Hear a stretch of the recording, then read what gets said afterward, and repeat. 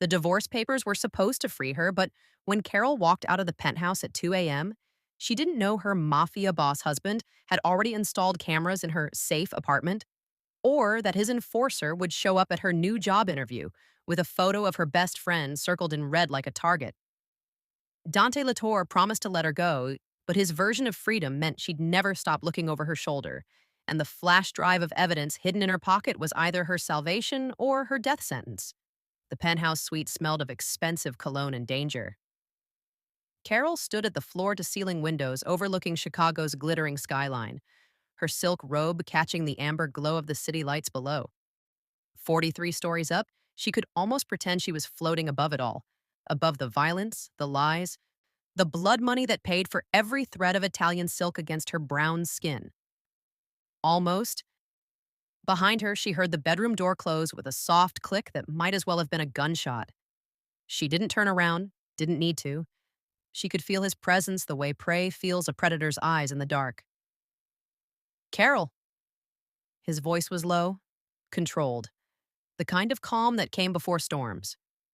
She closed her eyes, drew in a breath that tasted like the jasmine candles burning on the marble mantel, and turned to face him.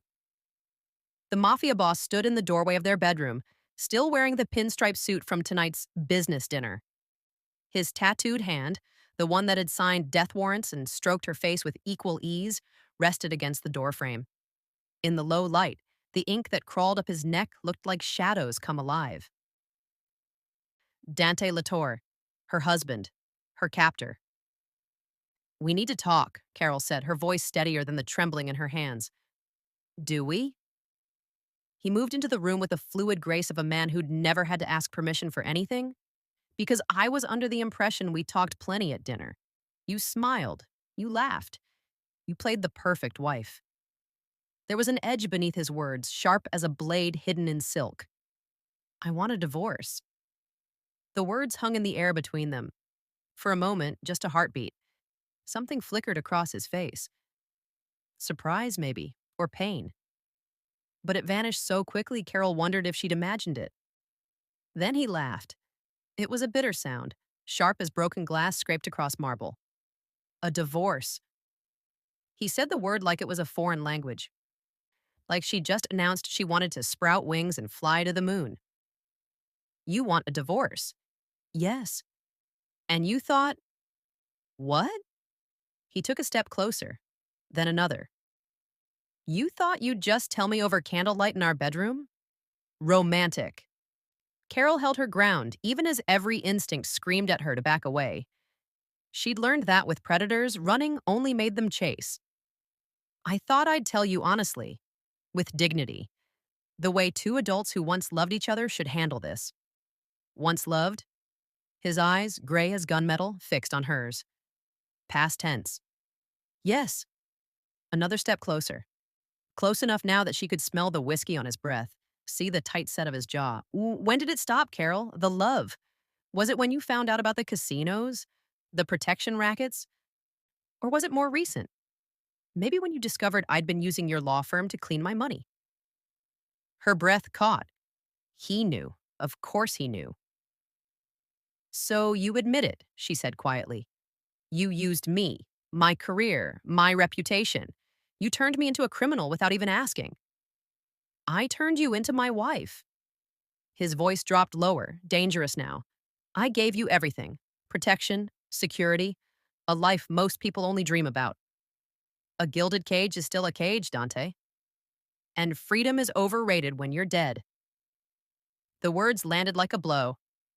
Carol felt her pulse kick up, but she kept her face carefully neutral. 3 years of living with a man who read people like books had taught her to hide her fear. Is that a threat? It's a fact. He reached out, his tattooed fingers hovering near her face but not quite touching. "You think you can just walk away from this? From me? You know too much, Carol. You've seen too much.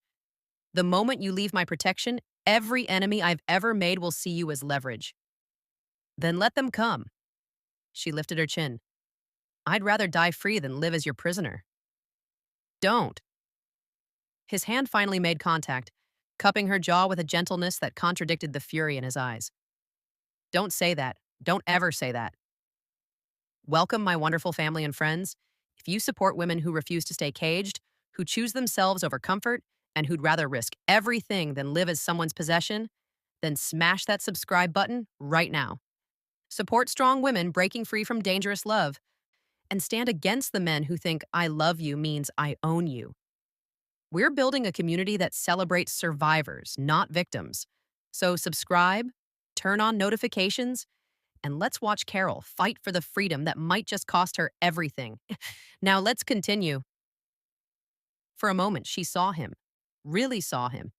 Not the mafia boss, not the criminal, but Dante, the man who'd courted her with poetry and patience, who'd held her through nightmares, who'd traced the curves of her body like she was art, the man she'd loved before she'd learned what love meant to him. I can't do this anymore, Carol whispered. I can't pretend. I can't sleep next to you knowing what you've done, what you've made me part of. His thumb brushed her cheekbone, a caress that felt like goodbye. I'll ruin you for all men, Carol. The words were soft, almost tender, which made them infinitely more terrifying than if he'd shouted them. She went very still. What? You heard me. He dropped his hand, stepped back. When he looked at her now, there was something feral in his expression, something she'd never seen before. Not violence exactly, but something worse. If you leave me, I'll make sure you never look at another man without seeing my face. You'll never feel safe without my protection. Every moment you're away from me, you'll wish you weren't. Carol's heart hammered against her ribs.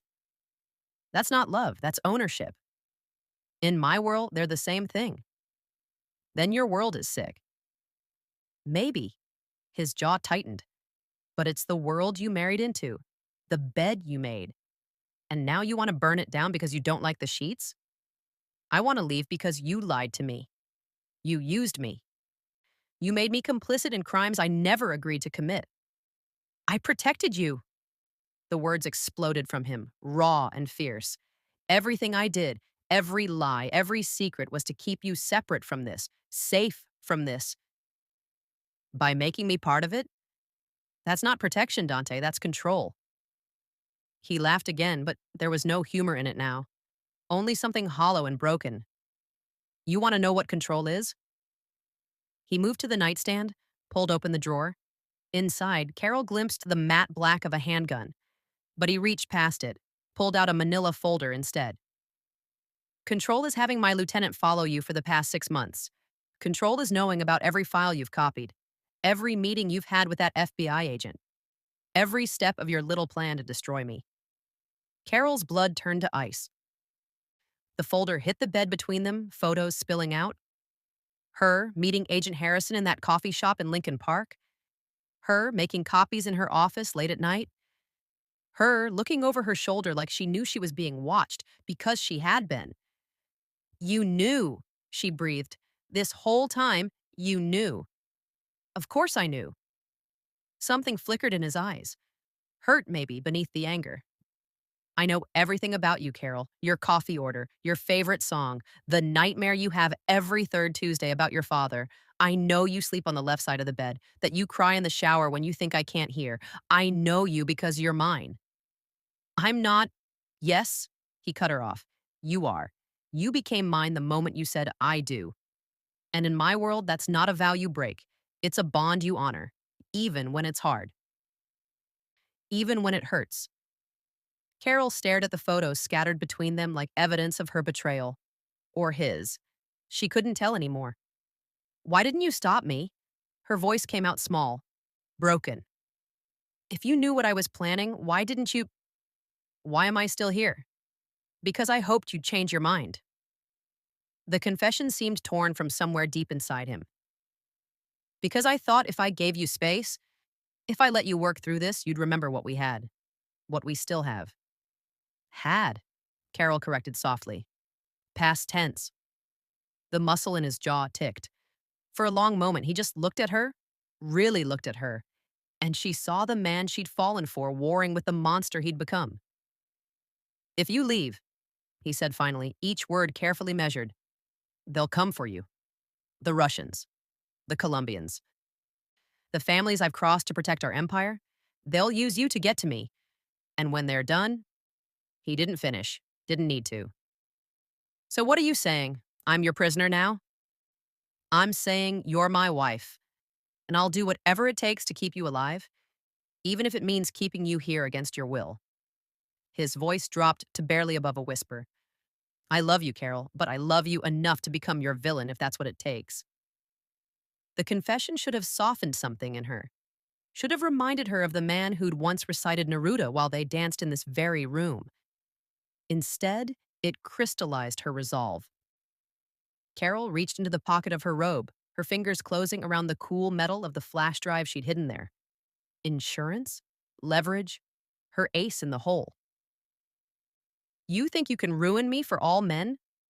She pulled out the drive, held it up between them like a weapon. Dante, you've already ruined yourself for all women, because no one who truly loved me would cage me like this. His eyes fixed on the drive. What is that? Everything. Every transaction. Every name. Every dirty secret about the Latour Empire. She watched his face pale, watched understanding dawn. I've sent copies to 5 different people with instructions to release them if anything happens to me. Carol, I'm not finished. Her voice was ice now, cold and sharp and final. Here's what's going to happen. You're going to give me a clean divorce. You're going to make sure your enemies know I'm off limits, that I left the life and I took nothing with me, and you're going to let me walk away. Or what? His voice cracked. You'll destroy everything I've built? You'll destroy us? There is no us. Not anymore. She placed the flash drive on the nightstand beside the scattered photos. There's just a woman who deserves to be free and a man who needs to decide if he loves her enough to let her go. The silence that followed was absolute. Chicago sparkled beyond the windows, oblivious to the war being waged 43 stories above its streets. Carol's heart thundered so loud she was sure he could hear it. But she didn't look away, didn't back down. For the first time in 3 years, she stood in front of the Mafia boss and didn't flinch. Dante stared at the flash drive like it was a bomb, then at her, then back at the drive. When he finally spoke, his voice was raw, stripped of all the carefully constructed control. You'd really do it? You'd burn it all down? To be free? Carol met his eyes, without hesitation. Something in his expression crumbled then. The mask he wore, the one that made him the feared head of the Latour family, slipped. And underneath, she saw the truth he'd been hiding. He was terrified, not of losing his empire, of losing her. I can't let you go, he whispered. Carol, I can't. You don't understand what you're asking. I'm not asking anymore, Dante. She moved past him toward the bedroom, toward the suitcase she'd already packed and hidden in the closet. I'm telling you, I'm leaving, tonight. And you have to decide right now. Are you the man I fell in love with, or the monster you've become? Carol. Because the man I loved, she continued, pulling the suitcase from its hiding place, would want me to be happy. Even if it meant being happy without him. She started for the door. Behind her, she heard him move. Quick, desperate. His hand caught her wrist, spinning her around. They stood there, inches apart, his grip gentle despite the panic in his eyes. Please, he breathed, just that one word, broken and pleading. Please don't. Carol looked down at his hand on her wrist, at the tattoos that marked him as dangerous, at the ring on his finger that matched the one on hers. Then she looked up at his face and saw tears. The Mafia boss was crying, and God help her, it almost broke her resolve. Let me go, she whispered. For a moment, she thought he wouldn't, thought he'd tighten his grip, call his men, lock her in this golden cage forever. Then his fingers loosened, fell away, and Carol J. Latour walked out of the penthouse, out of her marriage, out of the life that had nearly consumed her. She didn't look back. The elevator ride down 43 floors felt like falling through time itself. Carol watched the numbers descend, 42, 41, 40, each floor taking her further from the life she'd known and closer to something terrifyingly uncertain. Her reflection stared back at her from the polished brass doors. A black woman in a silk robe and designer slippers, clutching a suitcase like a lifeline, eyes too bright with unshed tears. She looked like someone fleeing a fire. Maybe she was. The lobby was empty at 2 in the morning, except for the night doorman, Vincent, a 60-year-old former boxer who'd worked for the Latour family for 30 years. He looked up from his newspaper as the elevator chimed, and his weathered face registered shock. Mrs. Latour? He half rose from his chair. Is everything? I'm fine, Vincent. Carol's voice came out steadier than she felt. I just need a cab. His eyes flickered to her suitcase, to her robe, to the elevator behind her as if expecting Dante to emerge any second. Does Mr. Latour know you're— Yes. She cut him off gently. He knows. Vincent's expression shifted then, from confusion to something that looked almost like pity. Or respect. It was hard to tell. He reached for the phone on his desk and Carol's heart lurched. Was he calling Dante? Calling the guards? But he simply dialed a number and spoke quietly. Yellow cab to the Sinclair building. Yes, immediately. He hung up, then reached into his desk drawer and pulled out a weathered business card. He pressed it into her hand. My daughter, he said quietly. She runs a women's shelter in Pilsen. If you need somewhere safe— Carol looked down at the card, at the kindness of this gesture from a man who owed his loyalty to her husband, and felt something crack in her chest. Thank you, she whispered. He's not a bad man, Vincent said, and there was something careful in his voice. But he's a dangerous one. That's not always the same thing, but it's not always different either. Before Carol could respond, headlights swept across the lobby's glass facade. Her cab. She gripped her suitcase tighter and headed for the door. Mrs. Latour? She paused, looked back. Vincent stood at attention behind his desk, military straight despite his age. For what it's worth, I hope you find what you're looking for. Carol managed a small smile. Me too. The Chicago night swallowed her whole. The cab driver was a middle-aged Sikh man who took one look at her expensive robe and scuffed suitcase and wisely asked no questions. Carol gave him the address of her law office in the Loop. Neutral territory, somewhere with cameras and people, somewhere Dante wouldn't make a scene if he changed his mind about letting her go. If— that word haunted her as the city blurred past, neon signs and streetlights painting the darkness in shades of gold and red. If he let her go, if he meant what he said, if she'd really just walked away from the most dangerous man in Chicago without consequences. Her phone buzzed in her pocket. Carol's hand trembled as she pulled it out, half expecting to see Dante's name flashing across the screen with threats or pleas or that dangerous combination of both. Instead, it was a text from an unknown number. Safe house ready when you are. Location attached. Delete this message. Harrison. Agent James Harrison. FBI. The man who'd been courting her cooperation for 6 months with promises of immunity and witness protection and a life free from the Latour shadow. The man whose business card she'd memorized and whose number she'd programmed under a fake name. The man who represented her only real chance at freedom. Carol's thumb hovered over the message. One click and she'd have an address. Safety. A way forward that didn't involve looking over her shoulder for the rest of her life. But something stopped her. Maybe it was pride, the part of her that had built a legal career on her own merit before Dante Latour ever walked into her life. Maybe it was fear that once she accepted federal protection, she'd trade one cage for another. Or maybe it was the memory of Dante's tears, the way his hand had trembled before he let her go. She deleted the message. Not yet, she thought. Not unless I have no other choice. The cab pulled up outside her office building, a sleek glass tower in the heart of the financial district. Carol paid the driver with cash from her emergency stash, added a generous tip, and stepped out into the cool October air. The streets were quiet, just a few late-night workers and early morning cleaners moving through the shadows. Carol's heels clicked against the pavement as she approached the security desk, where a young guard she didn't recognize looked up from his phone. Building's closed until 6, ma'am. Carol pulled out her key card, the one that gave her 24-hour access to the 14th floor. Carol Latour, I'm a partner at Brennan, Cole and Associates. The guard checked his computer, then nodded and waved her through. The lobby was tomb silent, their footsteps echoing off marble as she crossed to the elevators. Up she went again, ground to 14, and stepped out into the darkened corridor of her law firm. This place had been her sanctuary once, before Dante. Before she'd learned that the corporate clients she'd been so proud to represent were actually fronts for money laundering operations. Before she'd discovered that her success wasn't just her own merit, but also her husband's influence. Before everything had become tainted.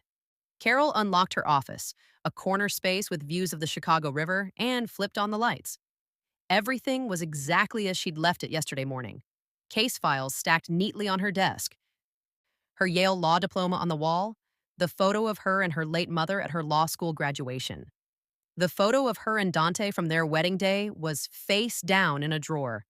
She'd turned it over 3 weeks ago and hadn't looked at it since. Carol set down her suitcase and moved to her desk, powering up her computer. While it loaded, she changed out of her silk robe into the spare clothes she kept in her office closet. Black slacks, a white blouse, practical flats, armor of a different kind. Then she got to work. If she was really doing this, really leaving Dante, really starting over, she needed to be smart about it. Strategic. She needed bank accounts he couldn't access, documents he couldn't destroy, allies he couldn't intimidate. She needed a plan. For the next 3 hours, Carol worked with the focused intensity that had made her one of the youngest partners in her firm's history. She transferred money from their joint accounts into a new account under her maiden name. She copied files, the real ones this time, not just the incriminating evidence she'd already gathered, but also her own casework, her own accomplishments, proof of her career independent of the La Torre name. She drafted an email to the senior partners explaining that she was taking an emergency leave of absence due to personal matters. Not a resignation, not yet, but a pause, a chance to figure out her next move without burning every bridge. She was so focused that she didn't hear the office door open, didn't hear the footsteps approaching, didn't realize she wasn't alone until a voice spoke from the doorway. Working late, Mrs. Latour? Carol's hand froze on her mouse. Her blood turned to ice. Slowly, so slowly, she turned in her chair. The man in her doorway was tall and lean, wearing an expensive suit that couldn't quite hide the bulge of a shoulder holster. His face was angular, handsome in a cold way, with ice blue eyes that hadn't seen warmth in years. Lorenzo, Dante's second in command, his most trusted lieutenant, his enforcer, the man who'd warned her 2 weeks ago that Dante knew about her plan. Lorenzo. Carol kept her voice level, professional, as if finding a mobster in her office at 5 in the morning was perfectly normal. I wasn't aware we had a meeting. He smiled, but it didn't reach his eyes. We don't, but the boss thought you might need an escort, for safety. How considerate. She saved her work, shut down her computer with deliberate calm. Please tell Dante that I appreciate his concern, but I can take care of myself. Can you? Lorenzo stepped fully into her office, closing the door behind him with a soft click. Because from where I'm standing, you look like a woman who just made a very dangerous decision. Carol stood, squaring her shoulders. She was tall, 5'9" without heels, but Lorenzo still had several inches on her. Still, she refused to be intimidated in her own office. I made a decision about my own life. There's nothing dangerous about that. Isn't there? He moved closer, not threatening exactly, but deliberate. You walk away from the Latour family. You walk away from protection. You become a target, Mrs. Latour. Fair game. I'm not part of the family business. I never was. You married the boss. That makes you part of it whether you wanted to be or not. He tilted his head, studying her. You know what I don't understand? Dante gave you everything. Money, status, security. And you throw it away for what? Principles? Freedom? Those things don't keep you alive. They're what make life worth living. Lorenzo laughed, a sharp, bitter sound. Spoken like someone who's never had to fight for survival. Let me tell you something about freedom, Mrs. Latour. It's overrated, and it gets you killed. Is that what you came here to tell me? That I should go back to my husband out of fear? I came here to tell you that you have until sunrise to change your mind. His expression hardened. After that, the boss says you're on your own. No protection, no safety net. And all those enemies he's been keeping away from you? They'll know it. Carol felt her pulse kick up, but she kept her face carefully neutral. Tell Dante I appreciate the deadline, and that my answer is the same as it was 3 hours ago. For a long moment, Lorenzo just stared at her. Then he shook his head slowly, something that might have been respect flickering across his features. You've got steel in you, I'll give you that. He reached into his jacket. Carol tensed. But he only pulled out a phone, not his phone. A burner. The boss wanted you to have this. It's got one number programmed in. His private line. If you need anything, and you will, you call it. He set the phone on her desk. Carol didn't touch it. I won't be calling. We'll see. Lorenzo headed for the door, paused with his hand on the knob. For what it's worth, I told him to let you go.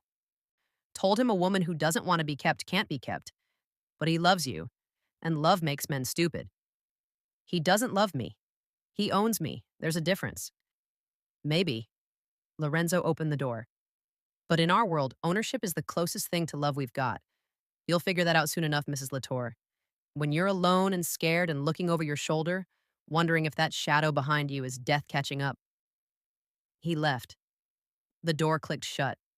Carol stood frozen in her office, staring at the burner phone on her desk like it was a snake. One call away. That's all she was. One moment of weakness or fear or desperation, and Dante would be there. She picked up the phone, held it in her hand, feeling its weight. Then she opened her office window, 14 floors up, the Chicago River glinting far below, and threw it as hard as she could.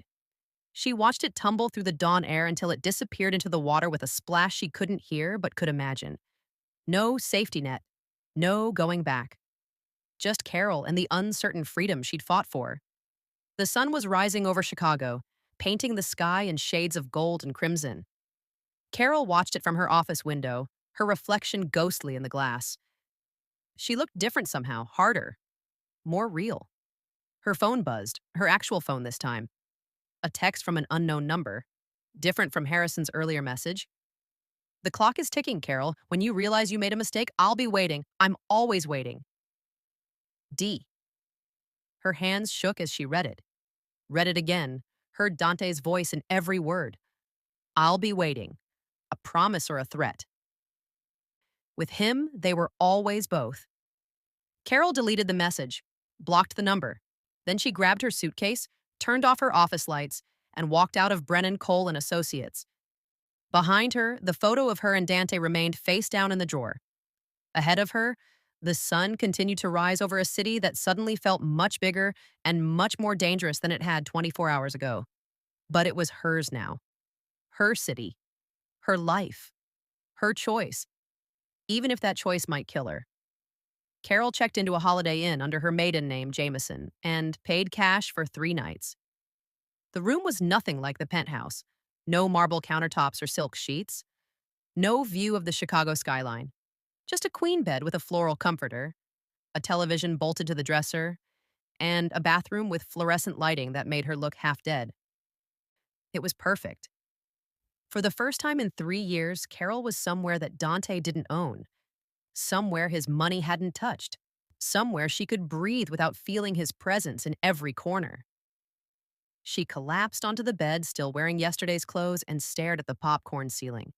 She'd done it. Actually done it. Left one of the most powerful men in Chicago. Walked away from millions of dollars, from security, from the kind of life that people spent their whole lives chasing. And she felt empty. Not free. Not yet. Just hollow. Like she'd carved out a piece of herself and left it bleeding on the penthouse floor. Her phone buzzed. Again. It had been buzzing all morning. Texts from numbers she didn't recognize. Calls that went straight to voicemail. She'd stopped checking an hour ago, but this time she looked. The name on the screen made her breath catch.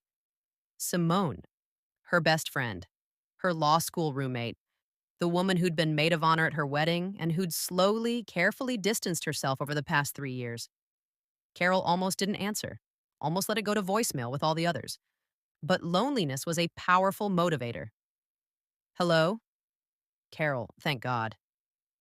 Simone's voice crackled through the speaker, tight with worry. I just heard. Are you okay? Are you safe? Carol sat up. How did you hear? Girl, it's all over the streets. Word travels fast when the mafia boss's wife walks out in the middle of the night. A pause. Is it true? Did you really leave him? Carol closed her eyes. Of course, word had traveled. In Dante's world, everything was currency, information most of all. Yes, she said quietly. I left him. She heard Simone exhale. Relief or disbelief or both. I'm coming to get you. Where are you? No. The word came out sharper than Carol intended. Simone, no, you can't be involved in this. I'm already involved. You're my best friend, Carol. You think I'm going to let you go through this alone? You don't understand what you're asking. Dante, his people, they'll know if you help me. And I can't put you in danger like that. I don't care about danger. Simone's voice turned fierce. You disappeared on me 3 years ago, Carol. You married that man and you just vanished. Into his world. Into his shadow. I tried to reach you, tried to get you to see what was happening, but you wouldn't listen. So if you're finally ready to come back to yourself, to come back to the people who actually love you, then yes, I'm getting involved. Now tell me where you are. The words hit Carol like a physical blow. She'd known distantly that her marriage had cost her friendships, but hearing it laid out so plainly, hearing the hurt beneath Simone's fierce loyalty, made it real in a way it hadn't been before. I'm at a Holiday Inn, Carol said finally, near O'Hare. Text me the address. I'm on my way. Simone. 45 minutes, Carol. Don't you dare check out before I get there. The line went dead. Carol sat in the silence of her anonymous hotel room and felt something crack open in her chest. Not quite hope. Not yet. But maybe the beginning of it. She texted the address. Then she got up, splashed water on her face, and tried to figure out how to be Carol Jameson again, instead of Mrs. Latorre. Simone arrived in 37 minutes, not 45. She burst through the hotel room door like a force of nature, 5'4" of righteous fury wrapped in a leather jacket, and Doc Martens, her box braids swinging as she pulled Carol into a fierce hug. You beautiful, brave, absolutely reckless woman, Simone breathed against her shoulder.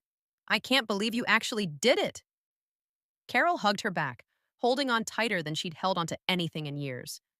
Simone smelled like cocoa butter and mint gum and freedom, like the version of Carol's life that existed before Dante Latorre. I can't believe it either, Carol whispered. They pulled apart, and Simone's sharp eyes scanned her face, her rumpled clothes, the suitcase in the corner. You look like hell. Thanks. That's exactly what I needed to hear. I mean it as a compliment. Simone moved to the bed, sat down with the casual ease of someone who'd never had to calculate the danger in every action. The Carol I knew 3 years ago, she would have stayed, would have convinced herself that the good outweighed the bad, that love was enough. But this Carol, she gestured at the hotel room. This Carol chose herself. That's growth. Carol sank into the chair by the window, suddenly exhausted. I don't feel grown, I feel terrified. Good. Fear means you're taking this seriously. Simone leaned forward, elbows on her knees. Talk to me. What's the plan? Because you do have a plan, right? Please tell me you have a plan. I have, Carol trailed off. The beginning of a plan. That's not inspiring confidence. I have money. Enough to last a few months if I'm careful.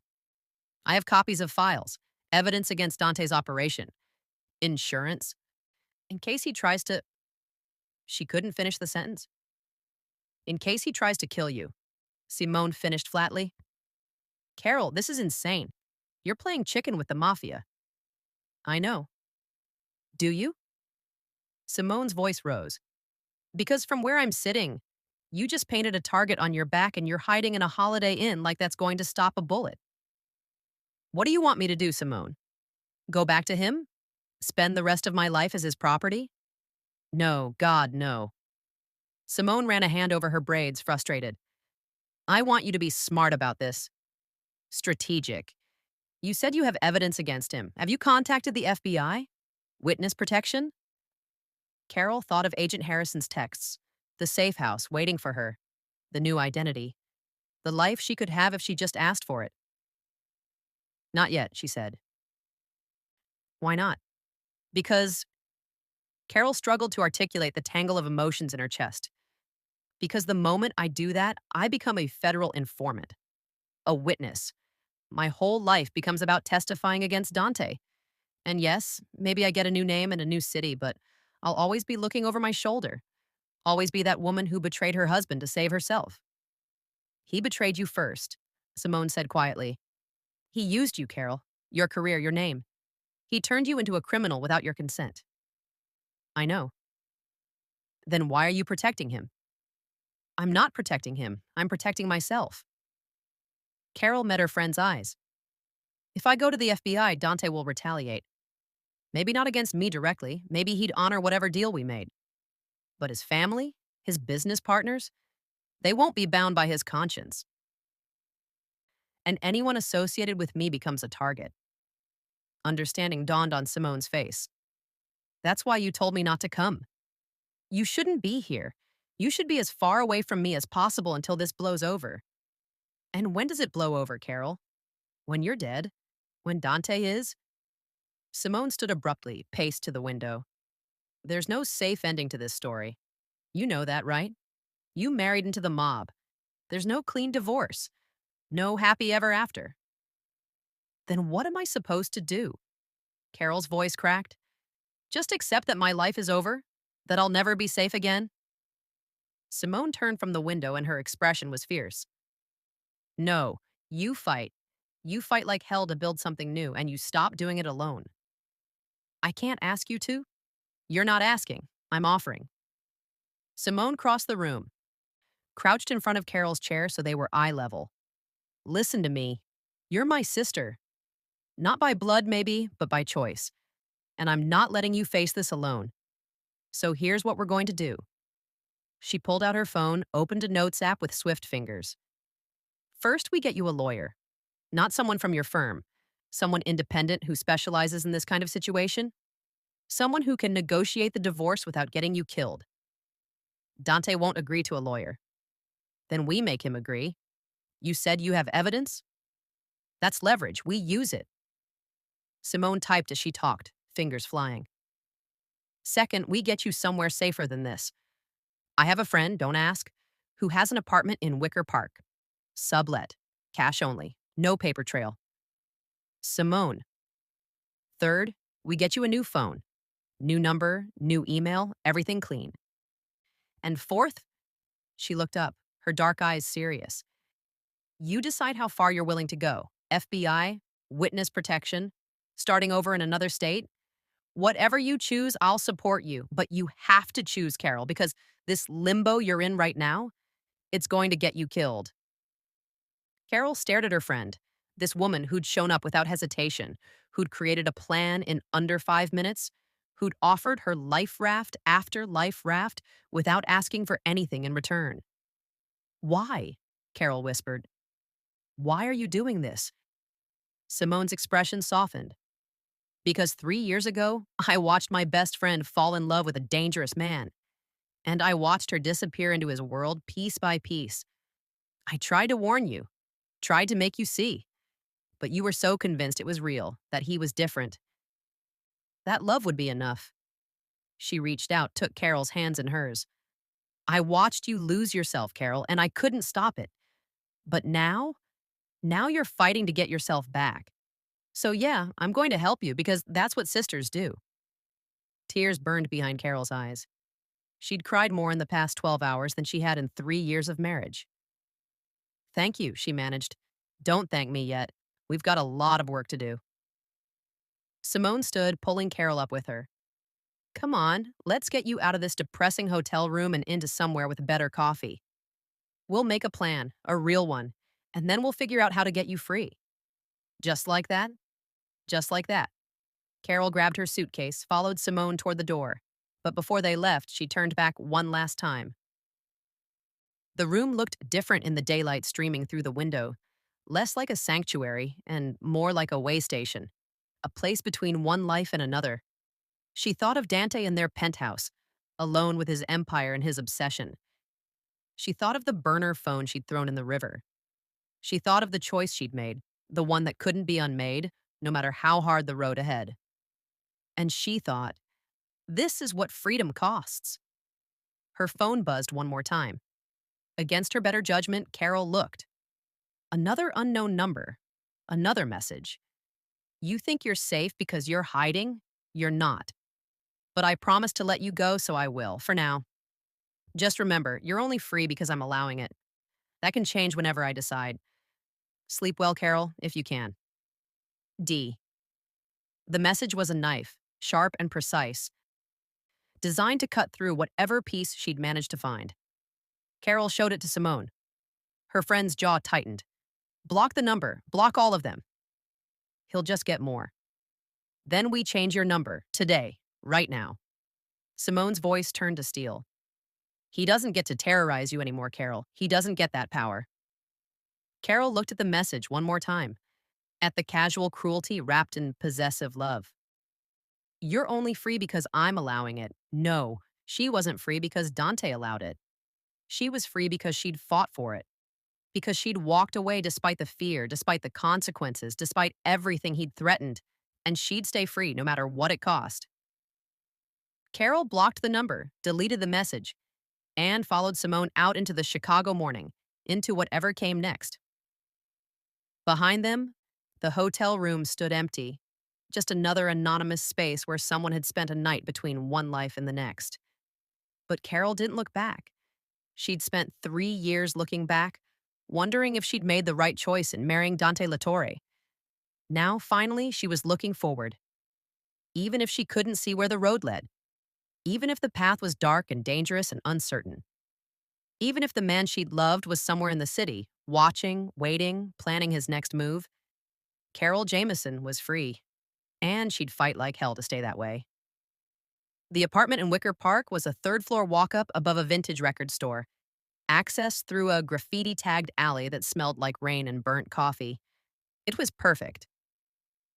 My friend Keisha owns the building, Simone explained as she unlocked the metal security door. She doesn't ask questions, doesn't keep records. Cash, rent, month to month. As far as anyone knows, the place is vacant. Carol followed her up the narrow stairwell, her suitcase bumping against her leg with each step. The walls were covered in layers of paint, turquoise, then yellow, then a deep burgundy that showed through the cracks like geological strata.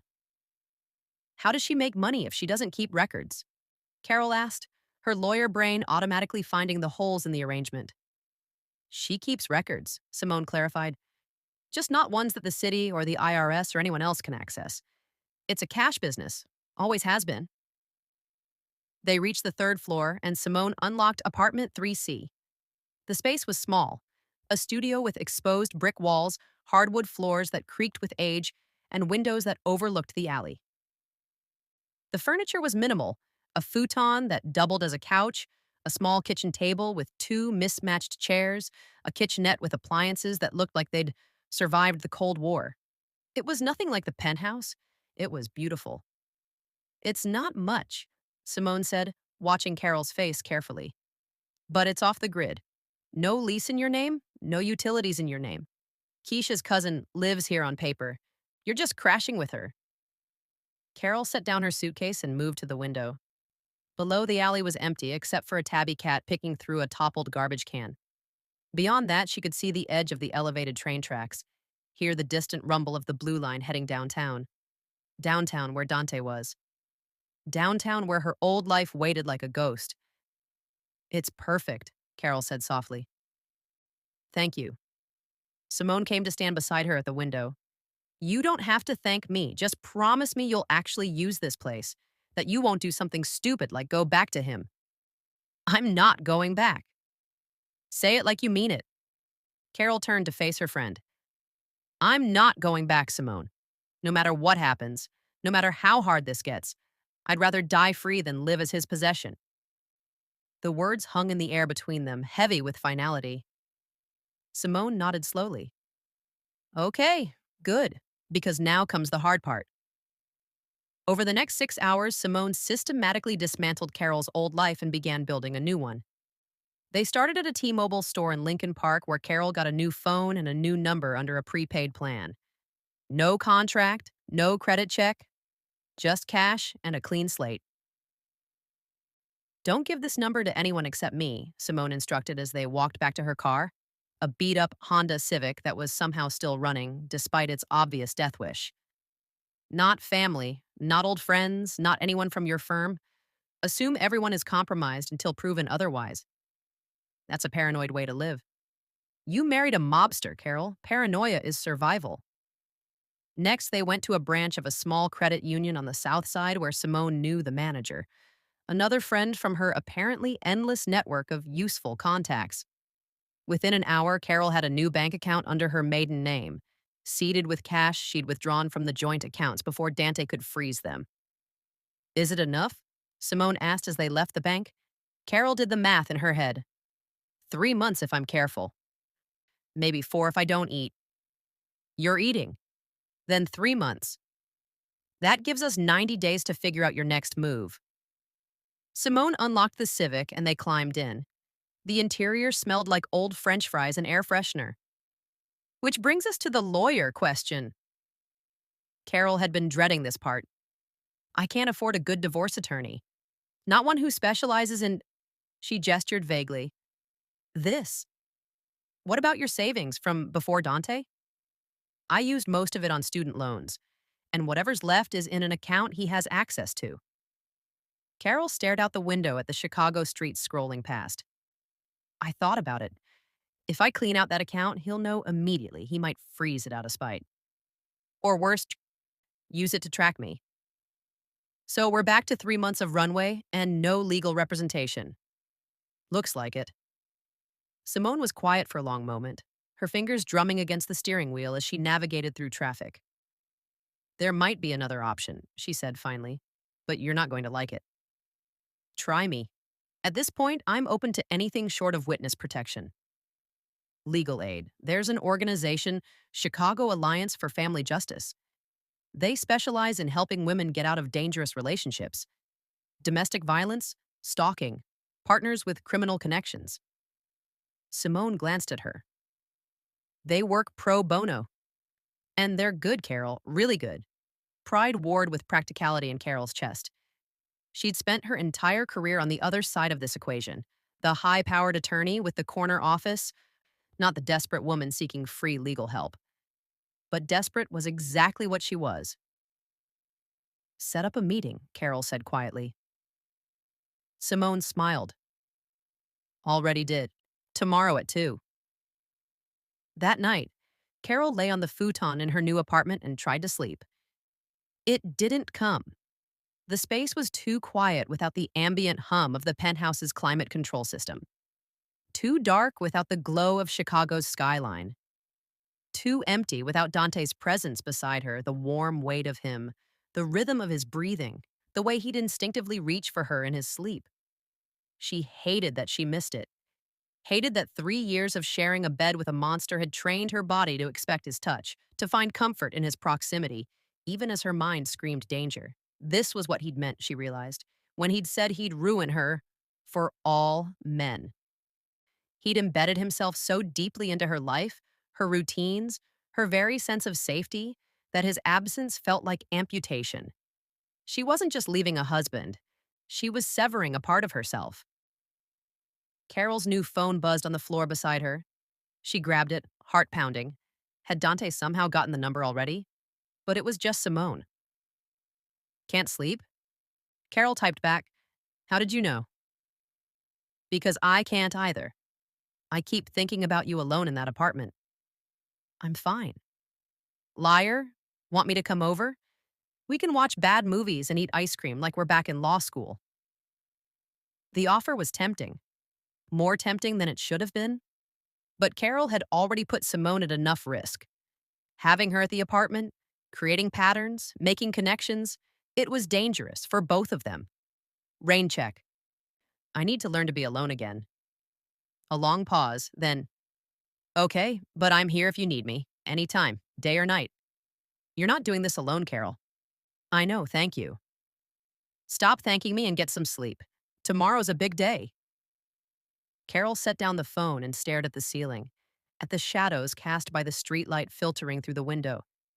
Tomorrow, she'd meet with the legal aid lawyers, would start the formal process of divorcing Dante Latorre, would make it official, legal, real. Tomorrow, she'd stop running and start fighting back. But tonight, she was just Carol Jameson, alone in a studio apartment, trying to remember who she'd been before she'd become Mrs. Latour. She closed her eyes and reached back through the years, past the wedding, past the courtship, past the first time Dante had smiled at her across a crowded gala and she'd felt her world tilt on its axis. She reached for the girl who'd grown up in Gary, Indiana, the daughter of a single mother who'd cleaned houses to pay for her daughter's education, the girl who'd gotten a full ride to Northwestern, who'd graduated summa cum laude, who'd been offered positions at 3 different firms, and chosen the one with the best pro bono program because she'd wanted to make a difference. The girl who'd believed in justice and fairness and the law as a tool for good. That girl felt like a stranger now. But maybe, if Carol fought hard enough, survived long enough, stayed free long enough, she could find her way back to her. Her phone buzzed again. This time it wasn't Simone. It was an email notification from an address she didn't recognize, nightwatch.secureiprotonmail.com. The subject line made her blood freeze. You left the window open. Carol's hands shook as she opened the message. No text, just an attachment, a photo of her apartment window, taken from outside, from the alley below, taken tonight. The timestamp in the corner read, 11:47 p.m., 12 minutes ago. Carol scrambled off the futon and rushed to the window, pressing herself against the wall as she peered down into the alley. Empty. No one there. Just the tabby cat from earlier, now curled up on a fire escape across the way. But someone had been there. Someone had stood in that alley and photographed her window, had known exactly where she was despite all of Simone's precautions, despite the cash rent and the fake tenant and the carefully maintained invisibility. Dante had found her. Of course he had. She'd been naive to think otherwise. Carol's phone buzzed with a second email from the same address, another photo. This one was of Simone's Honda Civic parked on the street 3 blocks away. The license plate clearly visible. The message was clear. I know where you are. I know who's helping you. I can get to you anytime I want. Carol sank to the floor, her back against the wall, her new phone clutched in shaking hands. 3 hours of freedom. That's all she'd had. 3 hours in her safe apartment before Dante had shattered the illusion of safety. She could run. Pack her suitcase right now, walk out, find another place, and another after that, and another. But he'd find her every time. Because that's what men like Dante did. They hunted, they tracked, they possessed, and they never, ever let go. A third email arrived. Carol almost didn't open it, almost threw the phone across the room and screamed her frustration into the empty apartment. But she opened it. This time there was text. I promise to let you go, and I will. But letting go doesn't mean letting you be reckless. You need protection, Carol, whether you want to admit it or not. The window lock is broken. I had my guy fix it while you were out today. Sleep well. D. Carol looked at the window. At the lock she hadn't noticed before, shiny and new against the old wood frame. He'd been inside her apartment. While she'd been out with Simone, dismantling her old life and building a new one, Dante's people had been here, in this space that was supposed to be safe. Touching her things, installing a lock, sending a message. You're never really free. Carol's first instinct was rage, hot and fierce and righteous. How dare he violate her space like this? How dare he track her, photograph her, break into her apartment under the guise of protection? But underneath the rage was something colder, more calculating. The lock was new, professional, the kind that would actually keep someone out. And the photos, they weren't threatening. Not really. They were a demonstration, a reminder. I could hurt you, but I won't. I could have you killed, but I won't because I love you. This was Dante's version of keeping his promise. He'd let her go. He'd given her the divorce she'd demanded, but he hadn't given her freedom. Not really. He'd just expanded the cage. Carol sat on the floor of her studio apartment, her back against the wall, her phone in her hand, and made a decision. She wasn't going to run. She wasn't going to hide. And she sure as hell wasn't going to accept Dante's twisted version of protection. Tomorrow, she'd meet with the lawyers. She'd file for divorce. She'd build her case. And she'd show Dante Latour that she wasn't his to protect anymore. She was her own. Carol pulled herself up, walked to the window, and deliberately, defiantly locked it with Dante's new lock. Then she closed the curtains, shutting out the alley and the city and the man who thought he could watch her from the shadows. If he wanted to track her, fine. But he'd have to watch her survive, watch her thrive, watch her become someone he couldn't control. Carol climbed back onto the futon and closed her eyes. This time, she slept. Not peacefully, not soundly. But she slept. And in the morning, she'd wake up and keep fighting, because that's what survivors did. The Chicago Alliance for Family Justice operated out of a converted brownstone in Bronzeville, wedged between a community center and a soul food restaurant that made the entire block smell like fried chicken and hope. Carol arrived 15 minutes early, dressed in the one professional outfit she'd packed, a navy pencil skirt and cream blouse that had seen better days but still said lawyer instead of victim. Words mattered. Presentation mattered, even when you were asking for help. Simone had offered to come with her, but Carol had refused. This was something she needed to do alone, the first real step toward reclaiming her autonomy. Besides, after last night's emails, Carol didn't want Simone anywhere near her. Dante was watching. And anyone who got too close became a target. The receptionist, a young woman with kind eyes and box braids threaded with gold, looked up as Carol entered. "You must be Carol Jameson. Welcome. Can I get you some coffee? Water?" "Water would be great, thank you." The receptionist returned with a bottle of water and a smile. "Miss Chen will be with you in just a moment. She's wrapping up with another client." Carol sat in the small waiting area, taking in her surroundings. The walls were covered with photos. Women of all ages and races, some smiling, some somber. All survivors. Underneath each photo was a quote. "I didn't know I was strong until strong was my only option. Freedom isn't free, but it's worth every cost. He said I'd never make it without him. I'm still here. He's not." The words settled into Carol's chest like stones. Heavy and grounding. She wasn't alone in this. Thousands of women had walked this path before her, had faced down powerful men, dangerous situations, impossible odds, and survived. "Ms. Jameson?" Carol looked up to see a petite Asian woman in her 40s, wearing a burgundy blazer and an expression that somehow managed to be both warm and formidable. "I'm Isabel Chen. Please come in." Carol followed her into a small office that was organized chaos, case files stacked on every surface, a wall covered in notes and timelines, and a window that looked out onto the street where life continued, oblivious to the battles fought in this building. "Have a seat." Isabel gestured to a worn leather chair across from her desk.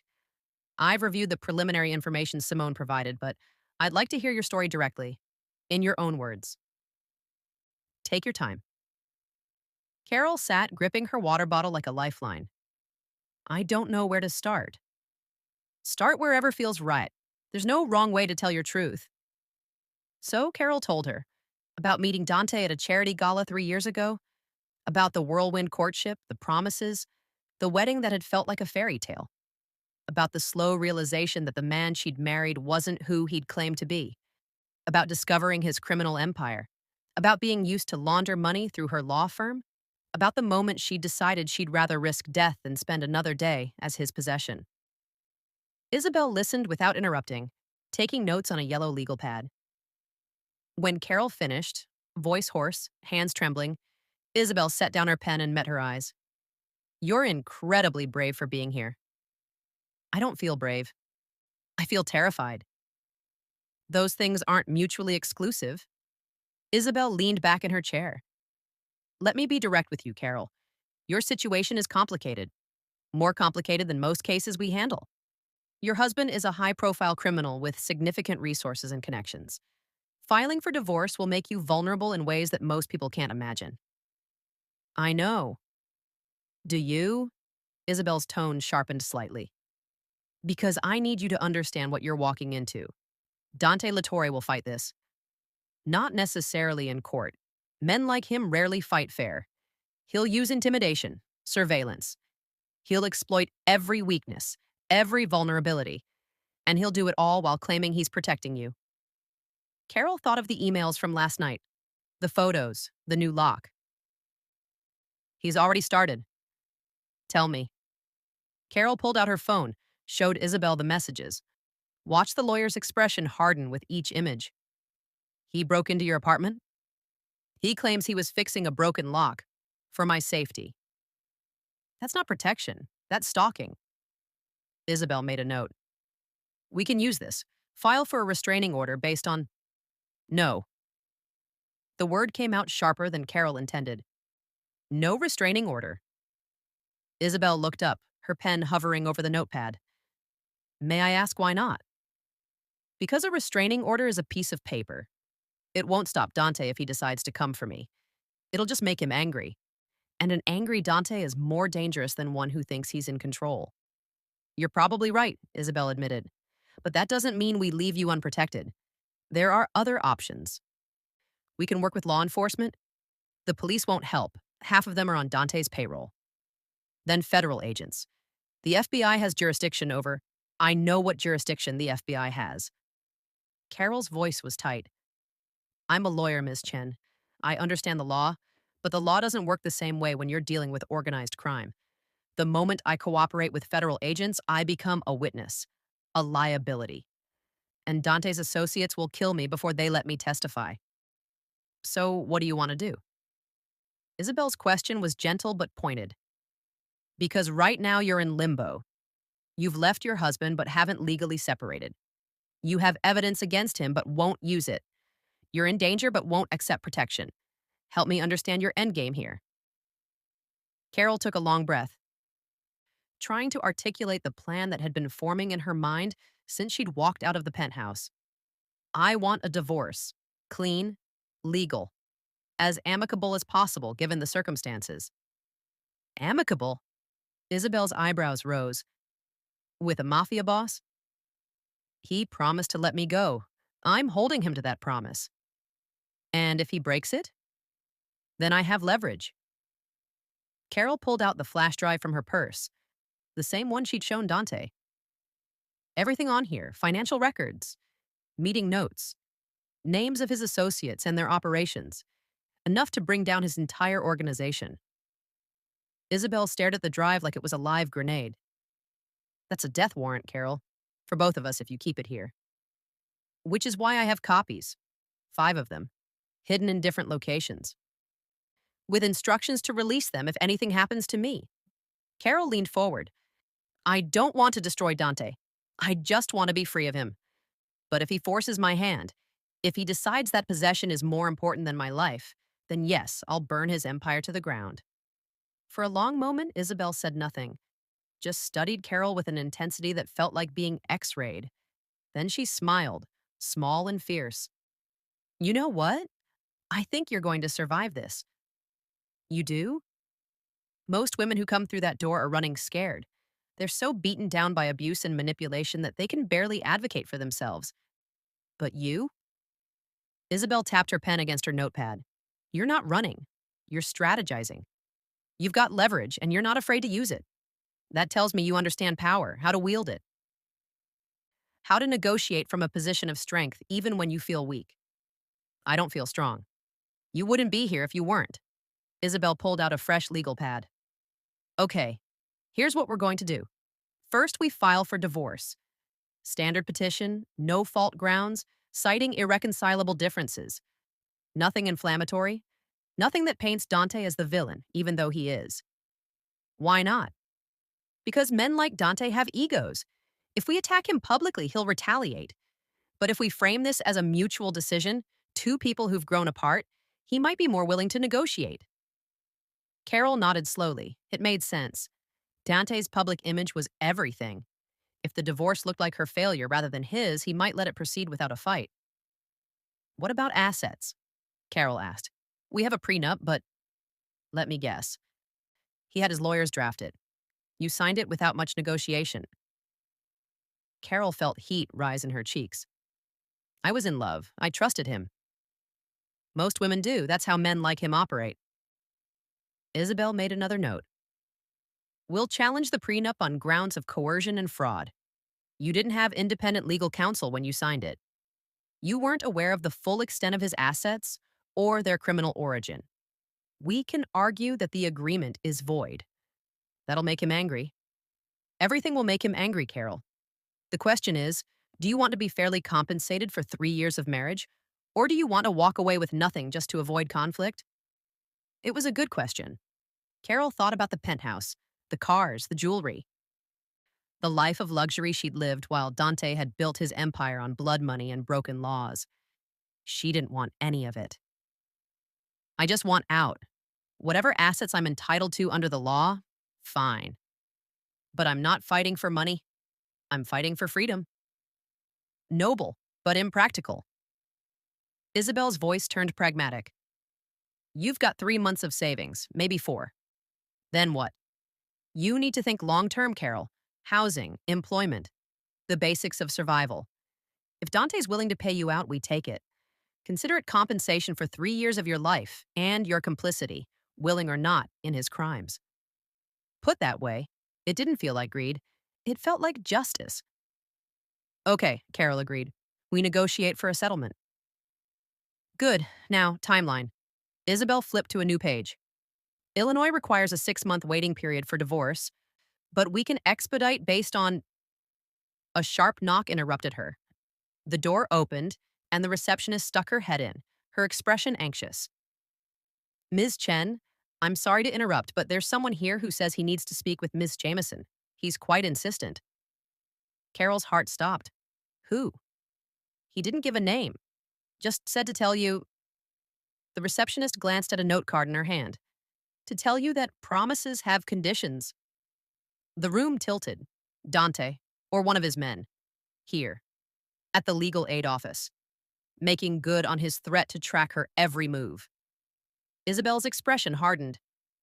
Tell him Ms. Jameson is in a confidential legal meeting and cannot be disturbed. I tried. He said he'll wait. Then call the police. No. Carol stood abruptly. Don't call the police. I'll talk to him. Carol, if I don't, he'll just come back. Or worse, he'll escalate. Carol forced herself to breathe normally, even as panic clawed at her chest. I need to face this. Set boundaries. Show him I'm not afraid. Are you afraid? Isabel asked quietly. Terrified, but he can't know that. Isabel studied her for a long moment, then nodded. I'm coming with you, as your attorney.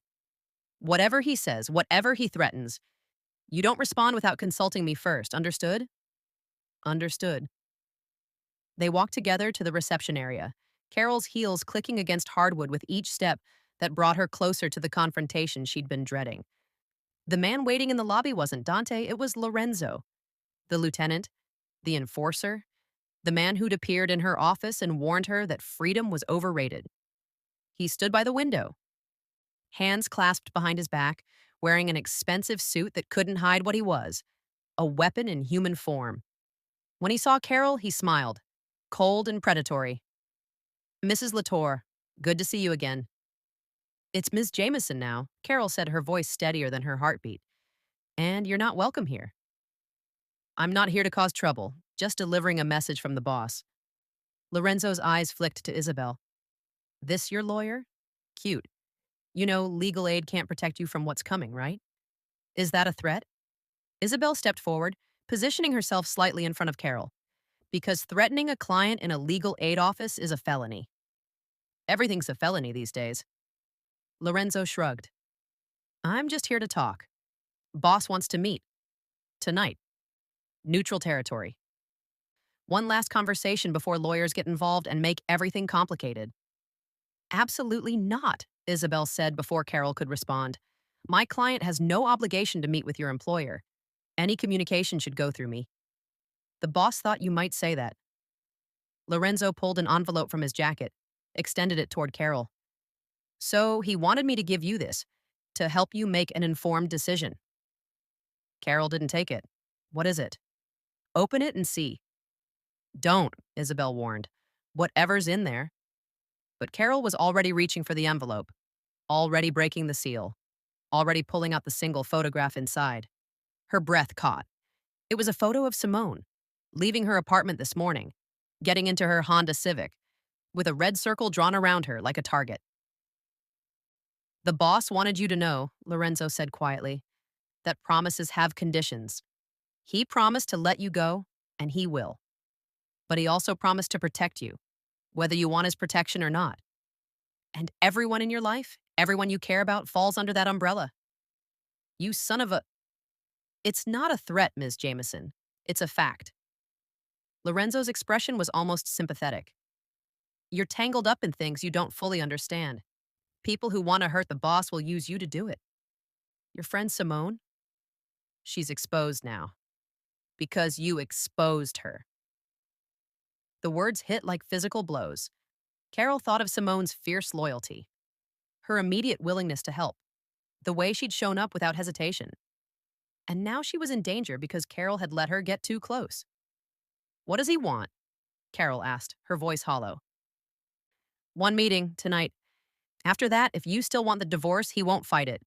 You get your freedom, clean, legal, just like you asked. Lorenzo tucked his hands back into his pockets. But you meet with him first, face to face. No lawyers, no witnesses, just the two of you, one last conversation. This is manipulation, Isabel said fiercely. He's using your friend as leverage. I know what he's doing. Carol stared at the photo of Simone, at the red circle that might as well have been a crosshair. Where and when? Carol, no, you don't have to. Where and when? Carol repeated, looking at Lorenzo now. Navy Pier, South Dock, 11 p.m. Lorenzo moved toward the door. Come alone. Boss is bringing no security. Just him and you, like old times. He left. The door clicked shut behind him. And Carol stood in the legal aid office, holding a photograph of her best friend marked for death, and wondered if freedom was worth the price Dante was demanding. You can't go, Isabel said firmly. This is textbook intimidation. We file for an emergency restraining order. We contact the FBI. I'm going. Carol set down the photo with hands that barely trembled. He won't hurt me. He's obsessed with me, yes, but he won't hurt me. You don't know that. I do. Because if Dante wanted me dead, I'd already be dead. Carol met Isabel's eyes. He wants to talk, to convince me to come back. And when I refuse, when he realizes I'm serious, maybe then he'll actually let me go. Or maybe he'll kill you and make it look like an accident. The possibility hung between them, cold and real. Then I guess I'll find out tonight, Carol said softly. This is a mistake. Probably, but it's my mistake to make. Carol headed for the door, then paused. If something happens to me, if I don't contact you by tomorrow morning, everything on that flash drive goes public. Every name, every crime, every dirty secret. Make sure Dante knows that. Carol! It's the only leverage I have, Ms. Chen. The only thing keeping me alive. Carol opened the door. I'll call you tomorrow, one way or another. She walked out of the Chicago Alliance for Family Justice and into the afternoon sunlight, knowing that tonight she'd face the man she'd once loved and the monster he'd become, and one of them would walk away. She just didn't know which one.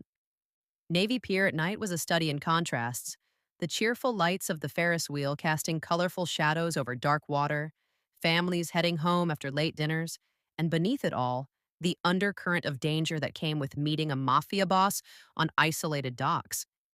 Carol arrived at 10:45, 15 minutes early. Strategic positioning.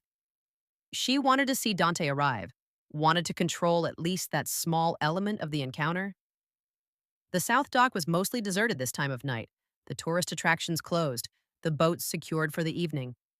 Water lapped against wooden pilings, and somewhere in the distance, a ship's horn sounded, lonely and vast. She'd changed clothes after leaving the legal aid office. Gone was the professional armor of pencil skirts and blouses. Instead, she wore jeans, boots, and a leather jacket. Clothes that said she wasn't Mrs. Latour anymore, wasn't anyone's trophy wife. Just Carol standing her ground. Her phone buzzed. Simone. Where are you? You were supposed to check in an hour ago. Carol had debated telling Simone about tonight's meeting, had ultimately decided against it. The less her friend knew, the safer she'd be. I'm fine. Just needed some time alone. I'll call you tomorrow. Carol. I promise. Tomorrow. She ended the call before Simone could argue. Another lie. Another person she was protecting by keeping them in the dark. At 10:58, headlights swept across the parking lot. Carol's pulse kicked up as a black Mercedes pulled into view. Not the ostentatious Rolls-Royce that Dante usually favored, but something subtler. More personal. The car stopped 50 feet away. The engine cut.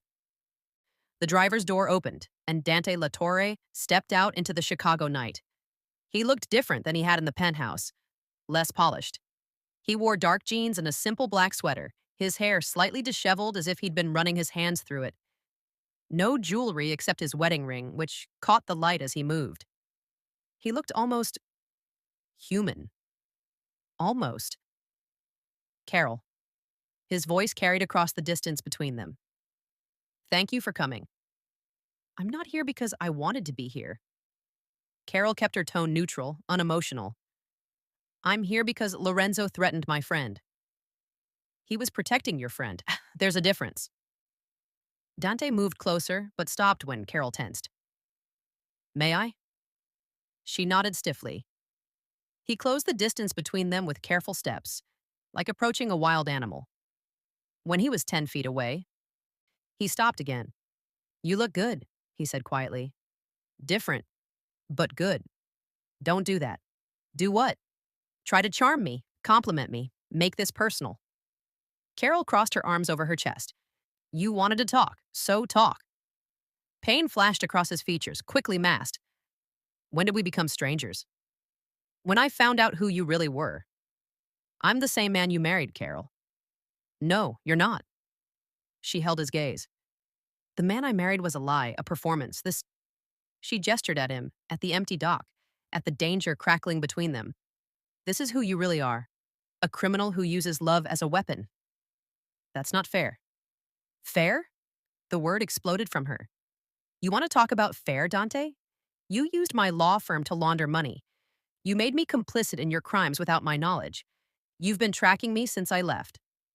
Breaking into my apartment, threatening my friends, and now you have the audacity to talk about fair? I was protecting you. His control cracked, voice rising. Do you have any idea what kind of danger you're in? The people I've crossed, the deals I've made, they'll use you to get to me. Then let them. That's not your problem anymore. It will always be my problem. He took another step closer, and Carol forced herself not to retreat. You're my wife. I'm filing for divorce. A piece of paper doesn't change what we are to each other. And what are we, Dante? Carol's voice dropped to something sharp and cold.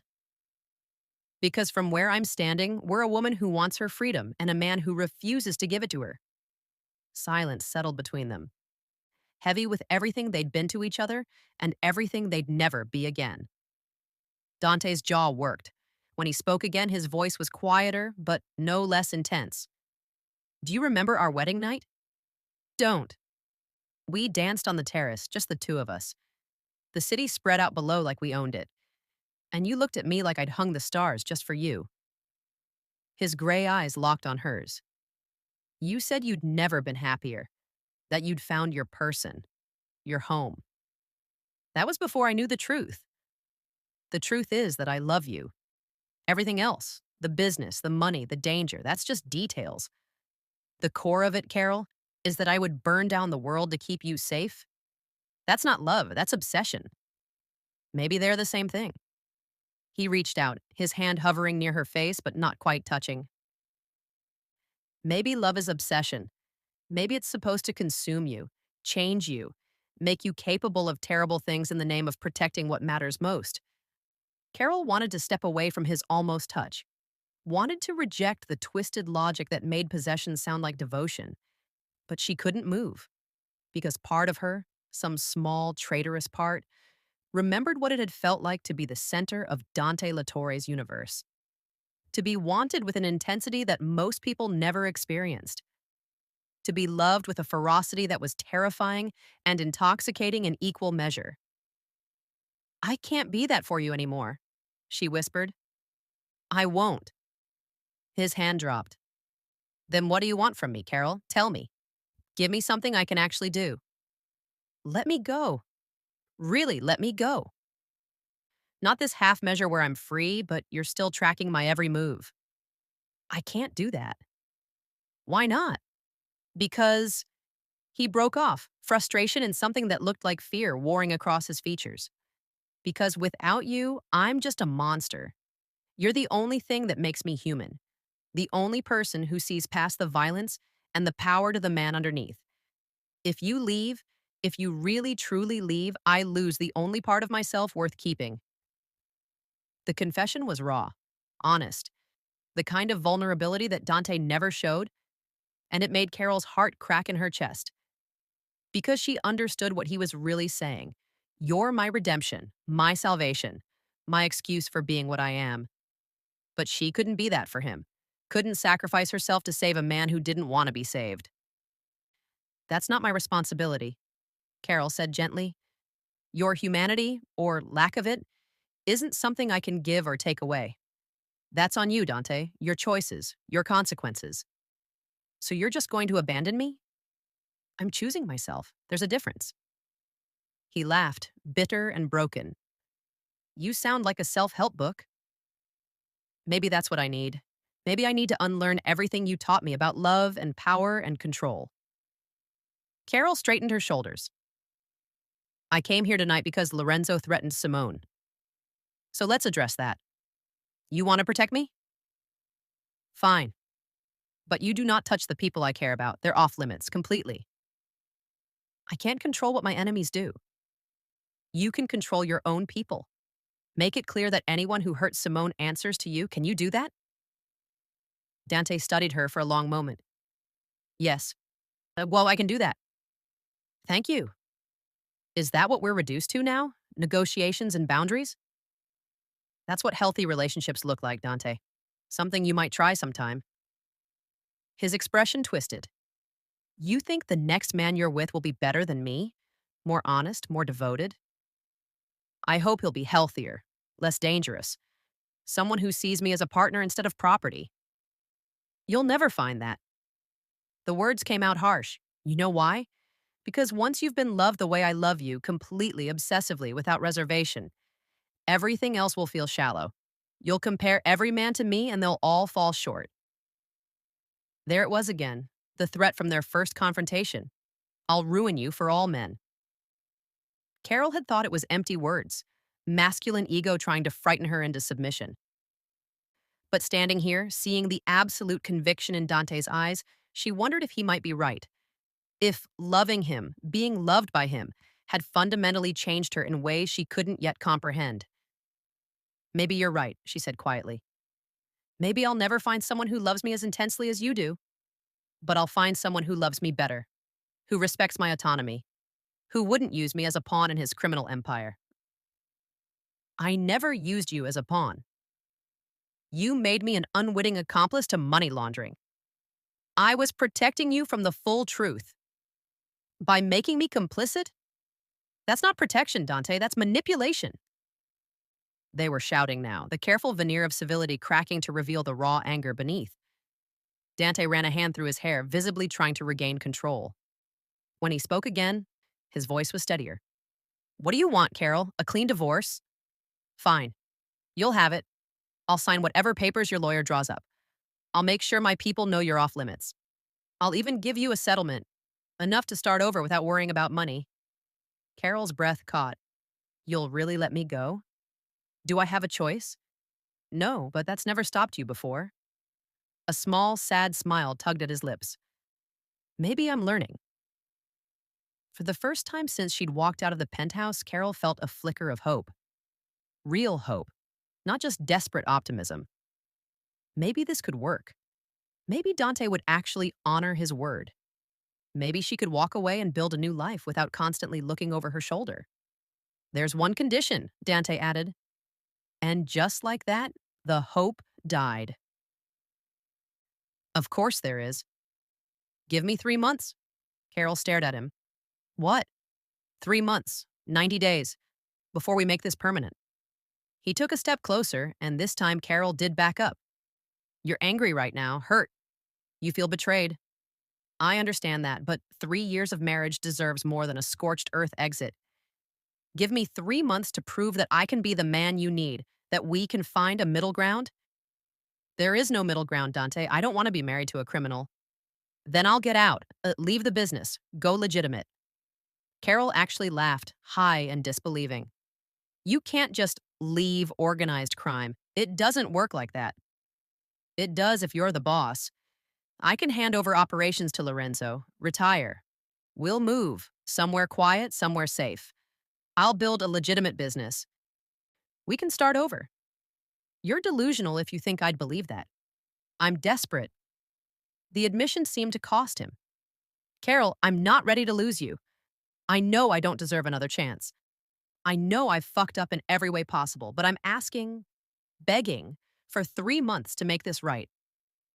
She wanted to say no, should say no. Every instinct screamed that this was another manipulation, another attempt to keep her tethered to him. But there was something in his voice, something that sounded like genuine desperation.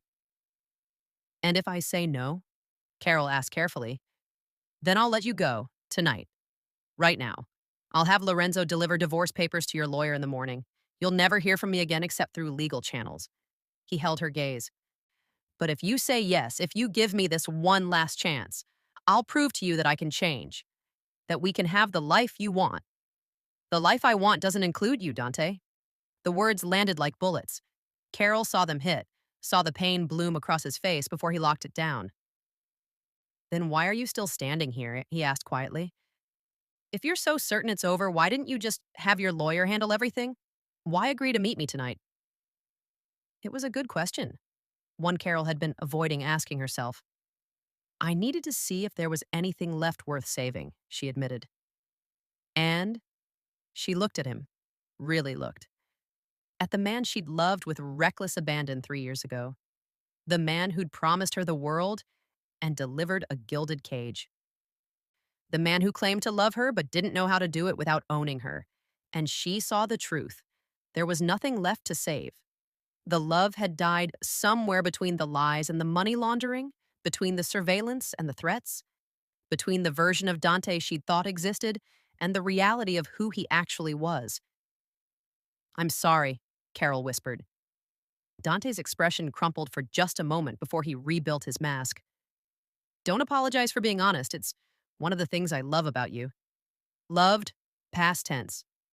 No. His voice was firm. Love, present tense. Ongoing. That doesn't end just because you leave. It has to. Why? Because otherwise this becomes fatal attraction. And I refuse to spend my life looking over my shoulder, wondering if tonight's the night you decide that if you can't have me, no one can. Anger flashed across his features. I would never. Wouldn't you? Carol challenged. You've tracked me, broken into my apartment, threatened my friends. At what point does protection cross over into control? At what point does love become something darker? He had no answer. Or maybe he had one, but knew she wouldn't want to hear it. They stood there on the empty dock, the water dark and restless behind them, and Carol realized this was it, the real ending. Not the dramatic exit from the penthouse, but this quiet, painful acknowledgement that some things were too broken to fix. I won't fight the divorce, Dante said finally. You'll have your freedom, your settlement, your fresh start. Thank you. But Carol. He took one last step closer, close enough that she could see the silver threading through his dark hair. Smell his cologne, feel the heat of him. When you realize that freedom isn't all it's cracked up to be, when you're alone and scared and you need someone who'd move heaven and hell to protect you, you call me. Anytime. Day or night, I'll be there. I won't call. We'll see. He reached into his pocket, pulled out a small velvet box. One more thing. Carol's heart clenched. Dante, if that's jewelry, it's your mother's wedding ring. The world stopped. What? The ring your mother wore. The one she left you when she died. You told me once that you'd lost it during the move to the penthouse. Dante opened the box, revealing a delicate gold band with a small diamond. I found it. Had it restored. I was going to give it to you on our anniversary, but, well, that's not happening anymore. Carol stared at the ring, tears burning her eyes. Her mother's ring, the one piece of family history she'd thought was gone forever. How did you find it? I had people search every box, every storage unit. Took 2 years, but I found it. He held out the box. It's yours. It always was. She wanted to refuse, wanted to tell him she didn't want anything from him, not even this. But it was her mother's ring, a connection to the woman who'd raised her alone, who'd sacrificed everything to give Carol a better life. She took the box with trembling fingers. Thank you, she whispered. You're welcome. They stood there a moment longer, the ring between them like a bridge to everything they'd been and everything they'd never be again. Then Carol stepped back, away from Dante, away from his orbit, away from the gravity that had held her for 3 years. Goodbye, Paquet. Dante. Not goodbye, he corrected softly. Just until next time. There won't be a next time. He smiled, sad and knowing. You keep telling yourself that, sweetheart, but we both know this isn't over. It can't be. Some connections run too deep to sever cleanly. Carol turned and walked away before she could respond, before she could let him see how much his words affected her, before she could make the mistake of looking back. She made it to the parking lot, to the Uber she'd called 10 minutes ago, to the safety of distance before the tears came. The driver glanced at her in the rearview mirror. You okay, miss? I will be, Carol said, clutching her mother's ring like a lifeline. And maybe, eventually, that would even be true. The divorce papers arrived 6 days later. Carol was sitting in her Wicker Park apartment, eating microwaved ramen and reviewing job listings, when someone knocked on her door. 3 sharp raps, official and impersonal. She looked through the peephole to see a courier in a nondescript uniform, holding a manila envelope. Her heart kicked up. She knew what was in that envelope before she even opened the door. Carol Jameson? Yes. Sign here, please. She signed, took the envelope, closed the door with hands that barely trembled. Inside were divorce papers, professionally drafted, remarkably fair, and signed by Dante Latour in his distinctive slashing script. Carol sat in her futon and read through every page, her lawyer brain automatically scanning for traps, hidden clauses, anything that would give Dante continued control over her life. But there was nothing, just a straightforward dissolution of marriage. She got the settlement they'd discussed, enough to live comfortably for 2 years while she rebuilt her career. He kept the penthouse, the businesses, the empire. She walked away with her freedom and enough money to start over. It was everything she'd asked for. So why did it feel hollow? Her new phone buzzed. Isabel Chen. Did you get them? Just now. And have you reviewed the terms? Carol flipped through the pages again, forcing herself to focus on the legal language instead of the memories threatening to overwhelm her. It's fair. More than fair, actually. He's giving me $500,000 and releasing all claims to any assets I held before the marriage. No strings attached? Not that I can see, but you should review it too. Make sure I'm not missing anything. Bring it to the office tomorrow. I'll go over it with a fine-tooth comb. A pause. Carol, are you okay? You sound off. I'm fine, just tired. Liar, but I'll let it slide for now. Isabel's voice softened. This is a big step. It's normal to feel conflicted. I'm not conflicted. I want this divorce. I believe you, but wanting something and being ready for it aren't always the same thing. A sound in the background, papers shuffling.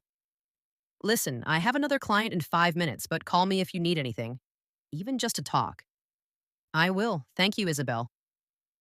Carol ended the call and stared at the divorce papers spread across her kitchen table like tarot cards predicting an uncertain future. She should feel relieved, victorious even.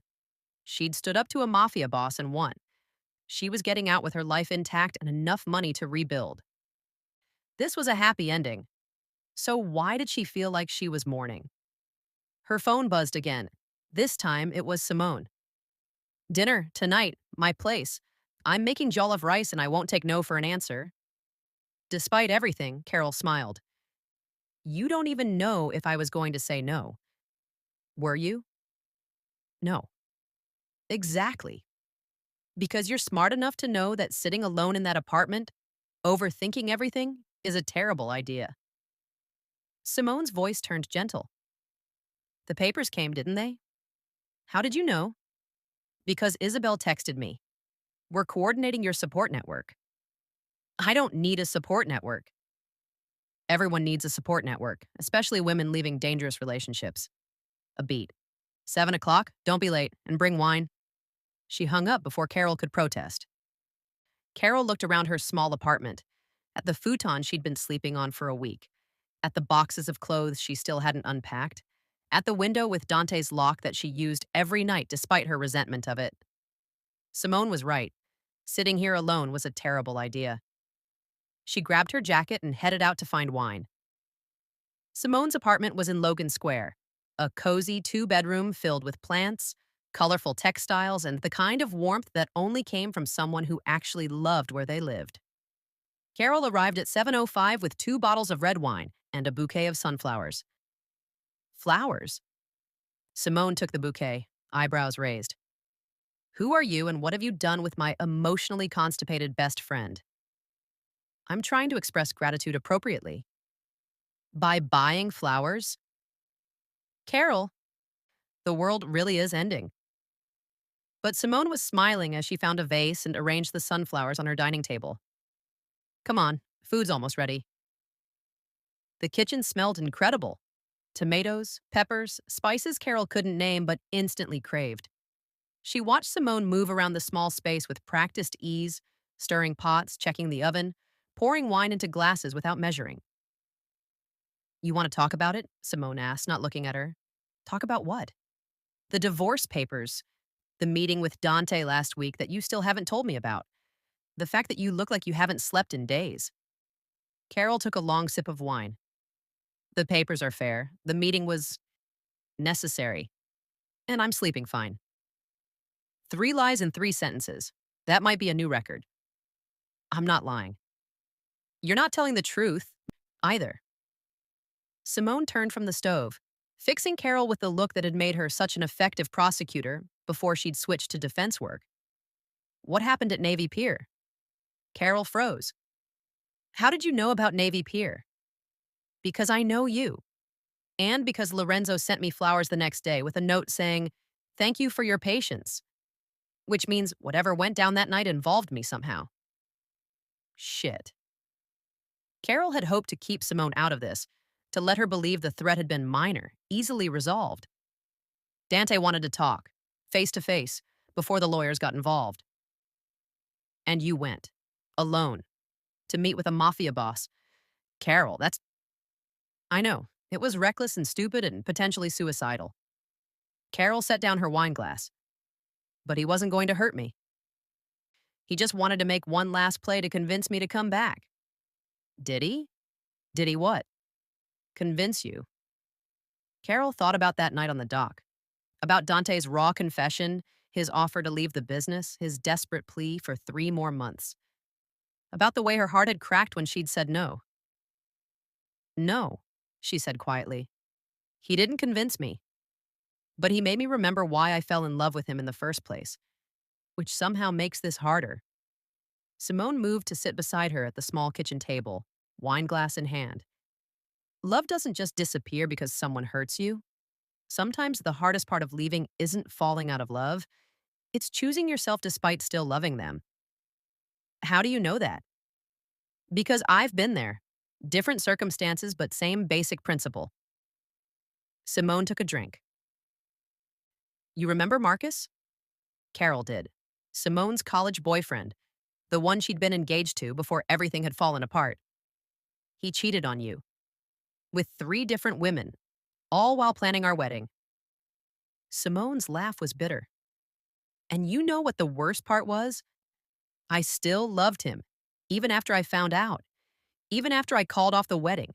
I loved him and I hated myself for it. I didn't know that because I was ashamed. I thought loving someone who'd hurt me made me weak, made me pathetic. She met Carol's eyes. But it doesn't. It just makes you human. Love isn't a switch you can flip on and off. Sometimes you have to choose to leave even though your heart hasn't caught up with your head. The words settled into Carol's chest, heavy and true. I don't love him anymore, she said, but I love who I thought he was.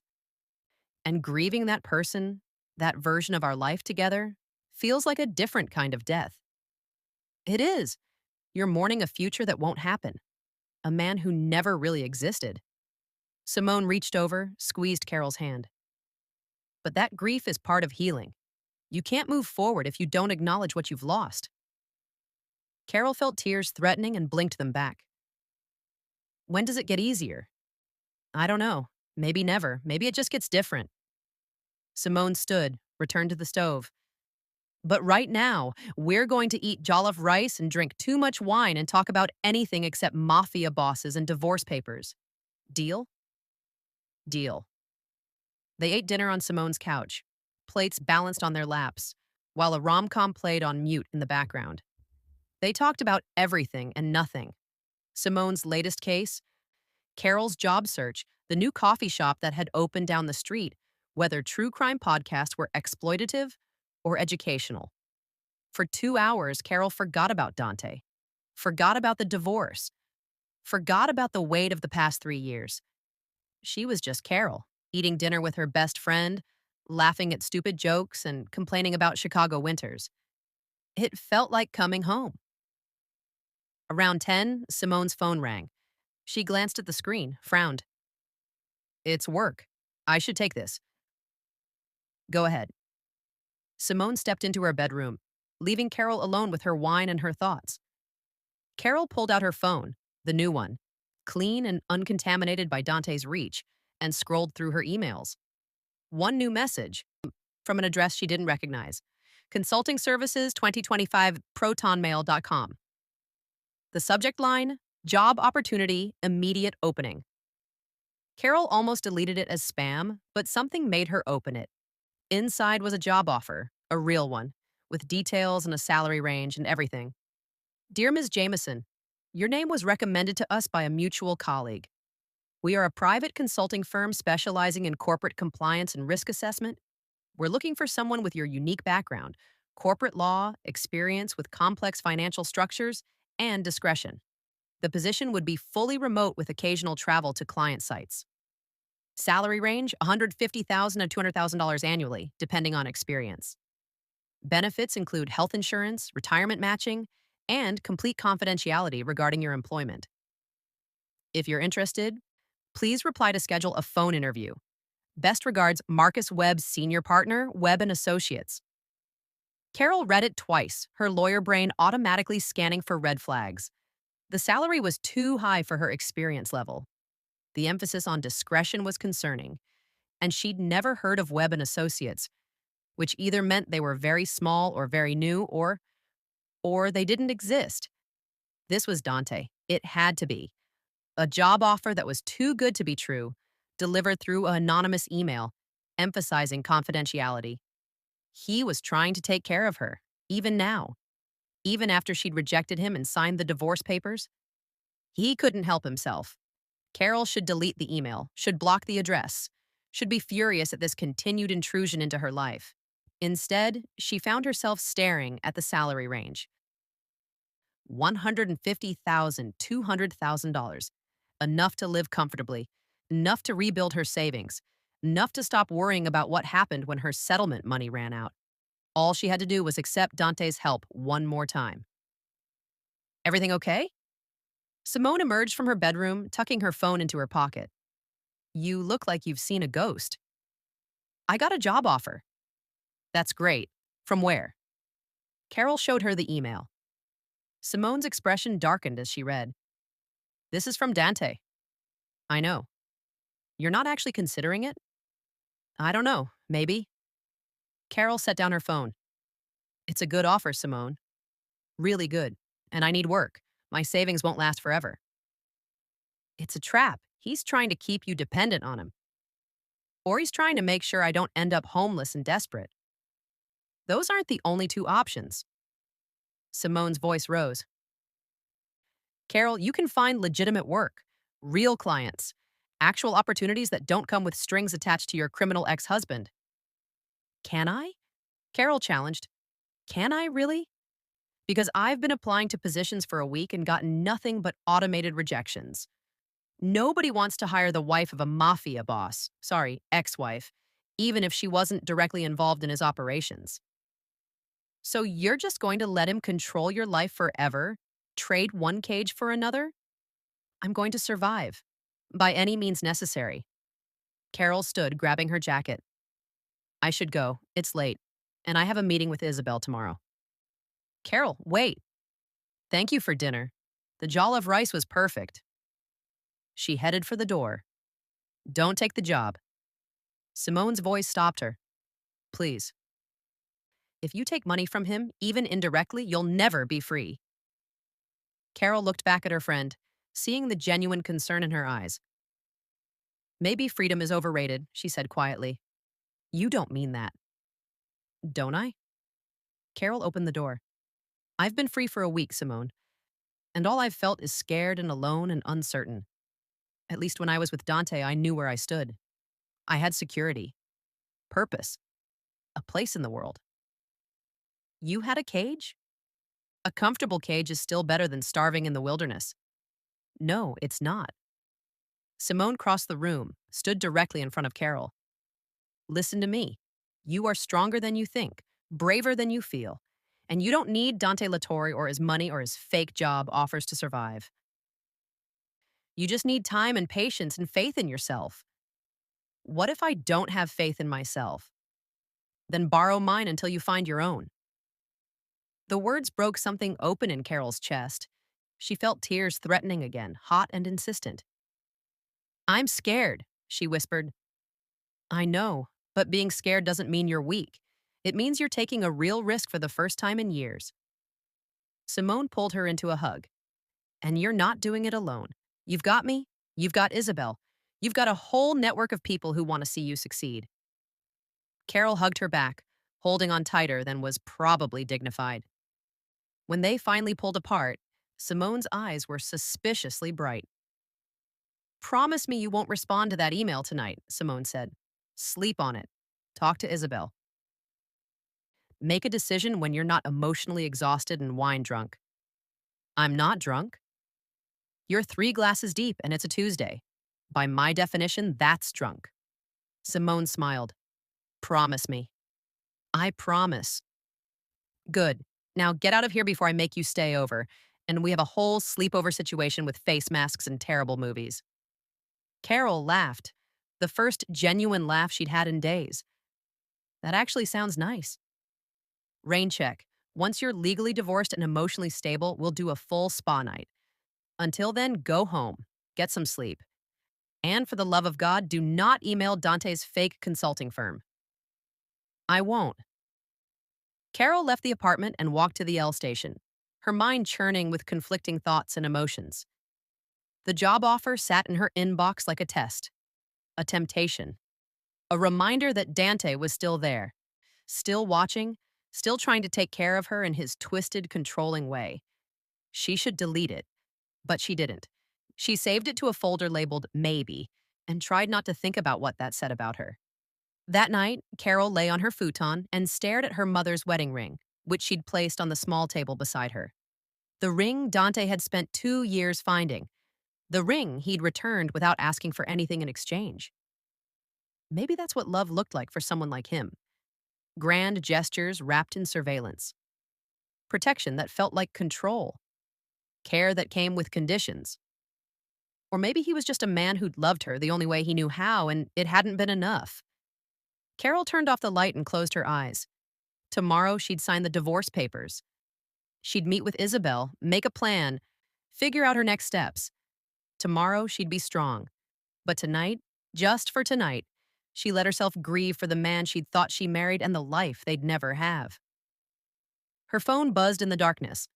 Against her better judgment, Carol looked. Another email. This time from Dante's personal address, the one she'd thought she'd blocked. No subject line. Just 5 words. I'm proud of you, Carol. She stared at the message until her vision blurred. Then she turned off her phone, pulled the covers over her head, and finally let herself cry. For the marriage that had died, for the woman she'd been before Dante, for the uncertain future stretching ahead like an unmarked road. And somewhere in Chicago, in a penthouse 43 stories above the city, Dante Latour sat alone with his whiskey and his regrets and the wedding ring he still wore despite having signed the divorce papers. Because some men never learned how to let go, and some love was too dangerous to survive. Carol signed the divorce papers on a Thursday morning in Isabel Chen's office, with weak coffee and weaker sunlight filtering through the blinds. Her hand barely shook as she wrote her name on the final page. Carol J. Latour, soon to be Carol J. Jameson again. A return to herself, a reclamation. That's it, Isabel said, witnessing the signature. I'll file these with the court today. Illinois has a 30-day waiting period before the divorce becomes final. But barring any objections from Dante's legal team, you'll be officially single by mid-December. Single. The word felt strange. Foreign. Carol had been married for 3 years, but before that she'd been engaged, and before that seriously dating. She couldn't remember the last time she'd been truly alone. What happens now? Carol asked. Now, you wait. You heal. You build your new life. Isabel leaned back in her chair, studying Carol with those sharp eyes that missed nothing. Have you thought about what that looks like? The new life part? Carol had thought about little else. I need a job. A real one, not... She'd almost mentioned the consulting offer from Dante, but caught herself. Isabel would react the same way Simone had, and Carol didn't have the energy for another lecture about independence and self-respect. Not what? Not something that makes me dependent on anyone else. Good instinct. Isabel pulled out a folder from her desk. I took the liberty of reaching out to some contacts. Law firms, corporate legal departments, nonprofits, places that might be willing to look past your complicated employment history. She slid the folder across the desk. Inside were 5 job listings, each with a sticky note attached containing contact information and brief notes in Isabel's neat handwriting. These are for me? Consider it part of our services. We don't just help women leave dangerous relationships, we help them rebuild afterward. Isabel tapped the top listing. This one is particularly promising. Midwest Legal Aid Network. They're looking for a staff attorney to handle civil rights cases. The pay isn't great, $65,000 to start, but it's steady, meaningful work. And they're familiar with our organization, so they understand. Discretion. Carol looked at the listing. Staff attorney, civil rights, helping people who couldn't afford private lawyers. It was exactly the kind of work she'd wanted to do before Dante. Before corporate law and 6-figure salaries and corner offices. I'll apply, she said. Already done. I sent your resume this morning. They want to interview you next Tuesday. Isabel, don't thank me. Just nail the interview and get the job. Best revenge against your ex-husband is living well. Isabel's expression softened slightly. How are you holding up? Really? Carol wanted to say she was fine. That leaving Dante had been the best decision of her life. That she'd never felt freer or more certain of her path forward. Instead, she told the truth. I'm lonely. I'm scared. And sometimes, late at night when I can't sleep, I wonder if I made a mistake. Isabel didn't look surprised. That's normal. Leaving is hard. Staying gone is harder. But you know what's hardest of all? What? Going back. Because if you do, if you let fear or loneliness or financial pressure drive you back into his arms, you'll lose yourself completely. And next time you try to leave, you might not survive it. The words landed like stones. I'm not going back. Good. Remember that when he makes his next move. Carol's head snapped up. His next move? Men like Dante Latour don't accept rejection easily. He's been quiet for a week. Abnormally quiet, actually, which means he's planning something. Isabel held her gaze. I can't tell you what it'll be. Another job offer? A grand romantic gesture. A manufactured crisis that only he can solve. But it's coming. And when it does, you need to be ready to say no. I will. I hope so. Because the statistics on women who return to abusive relationships are grim. Dante never hit me. Abuse isn't just physical, Carol. It's psychological, emotional, financial, and Dante Latour is a master at all three. Isabel closed the folder with the job listings. I've seen women lose themselves in relationships like yours. Strong women, smart women, women who thought they could handle it, who thought love was enough. And you know where they ended up?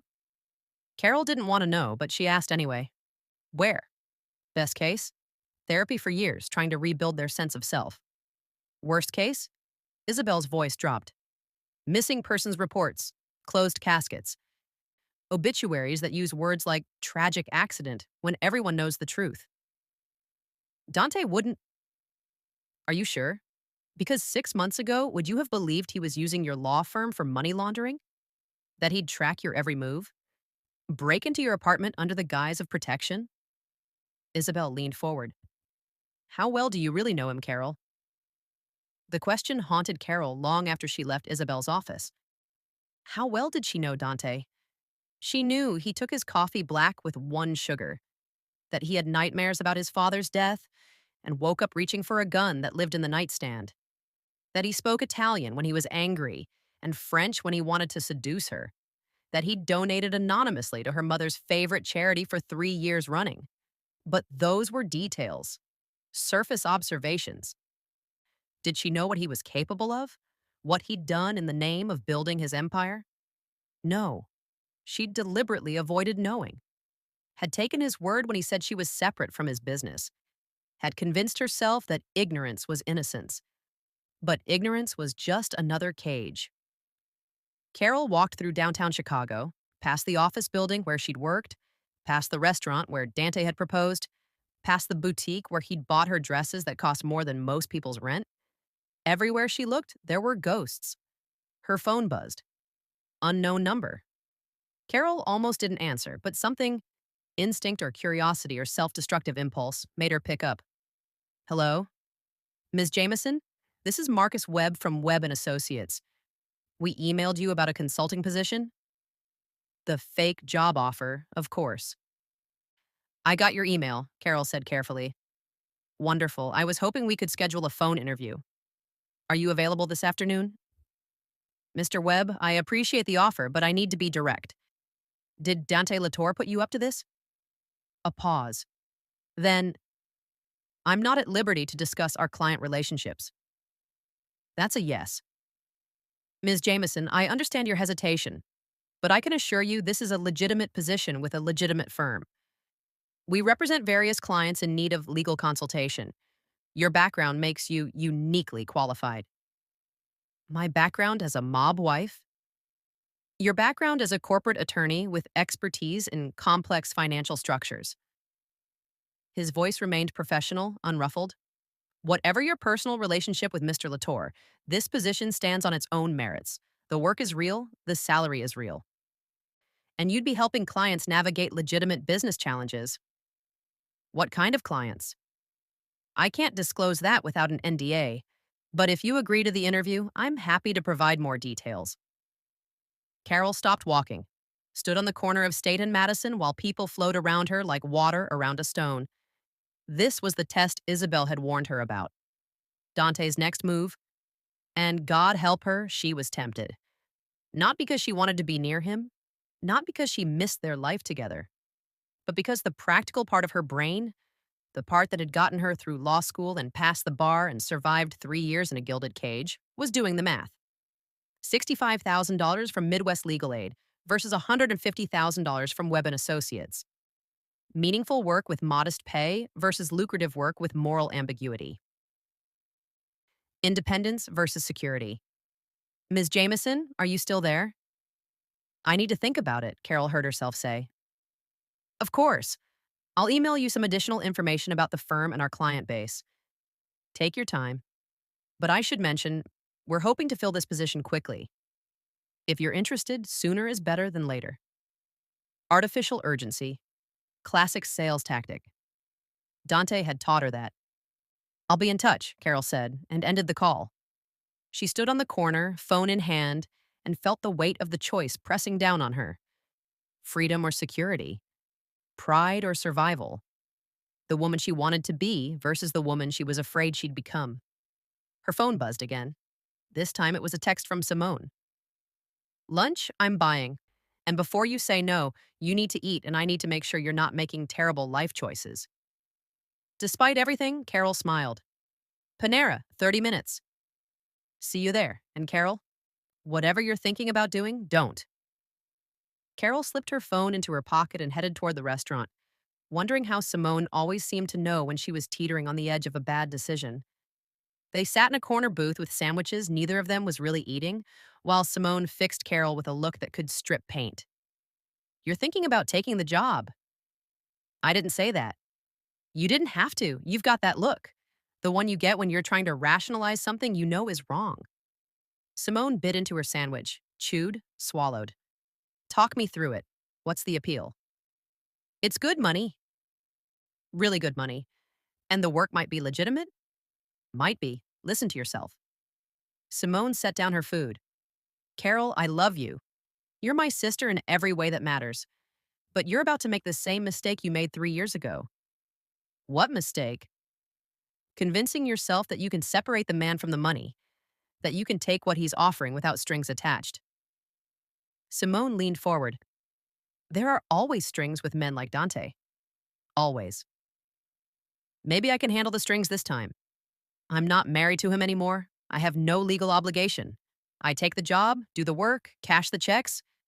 It's just business. It's never just business with him, and you know it. Carol did know it. That was the problem. I have 3 months of savings, Simone. The settlement won't come through until the divorce is final. The Midwest legal aid job pays $65,000, barely enough to cover rent and expenses in this city. Webb and Associates is offering more than double that. So you're going to sell your soul for $85,000? I'm going to be practical. There's a difference. Is there? Simone's voice softened. Because from where I'm sitting, you're letting fear make your decisions. Fear of being broke, fear of failing, fear of being alone. And Dante knows it. He's counting on it.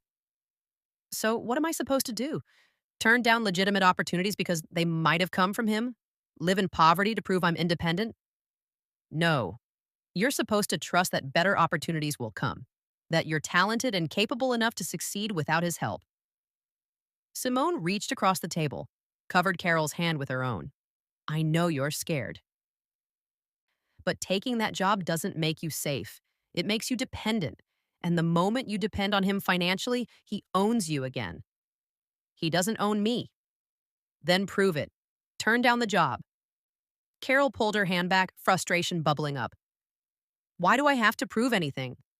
Why can't I just make the choice that's best for me right now?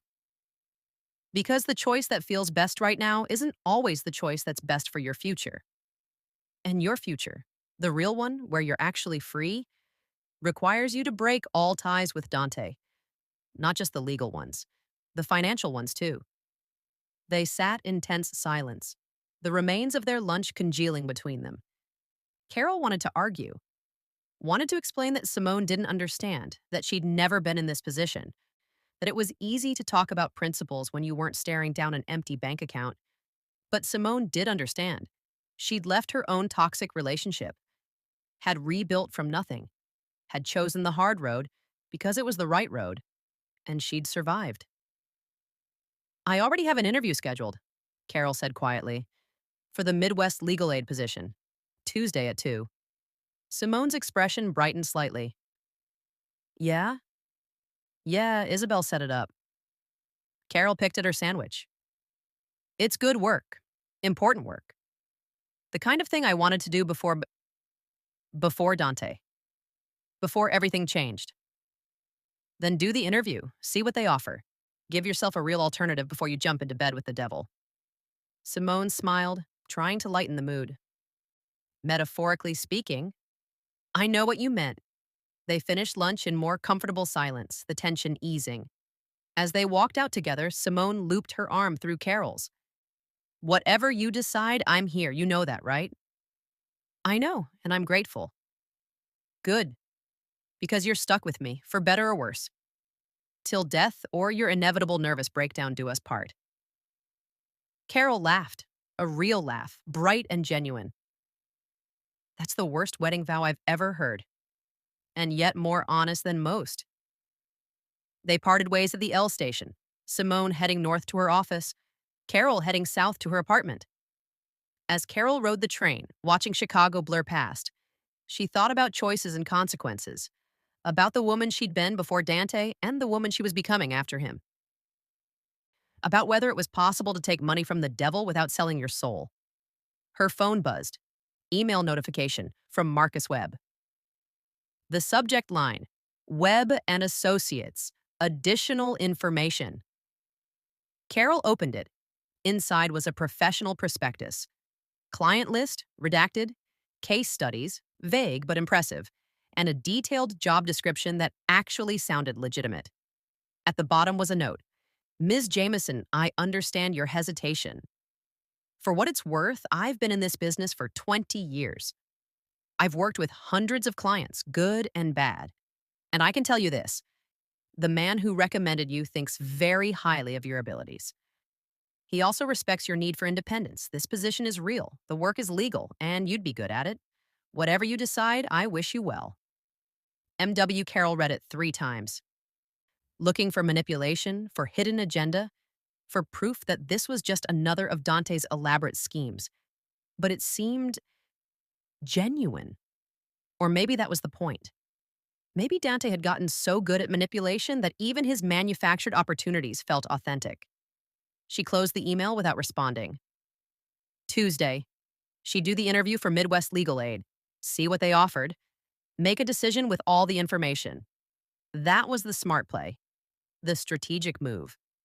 But as the train pulled into her stop and Carol climbed the stairs to her apartment, she couldn't shake the feeling that no matter what she chose, she was still dancing to Dante's tune.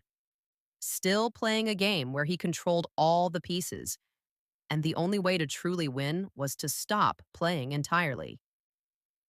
Carol unlocked her apartment door, stepped inside her small sanctuary, and made a decision. She opened her laptop, pulled up Marcus Webb's email, hit reply, and typed 3 words. Thank you. No. Then she blocked the email address, deleted the message, and closed her computer.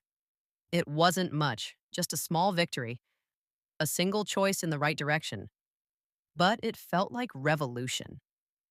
Carol changed into comfortable clothes, made herself tea, and sat by her window watching the alley below where Dante's people had once photographed her. No one was there now, just the tabby cat and the evening shadows. She pulled out her mother's wedding ring, held it up to the fading light. Her mother had been strong, had raised a daughter alone while working 3 jobs, had sacrificed everything to give Carol opportunities she'd never had. What would her mother say about all this? About Dante, about the divorce, about the choices Carol was making now? Probably something wise and patient and full of quiet strength. Or maybe she'd just say, baby girl, you've got to save yourself. Nobody else can do it for you. Carol slipped the ring onto her finger, not her wedding finger, but her right hand. A reminder, a talisman. Her phone buzzed one more time. A text from an unknown number. I got your message.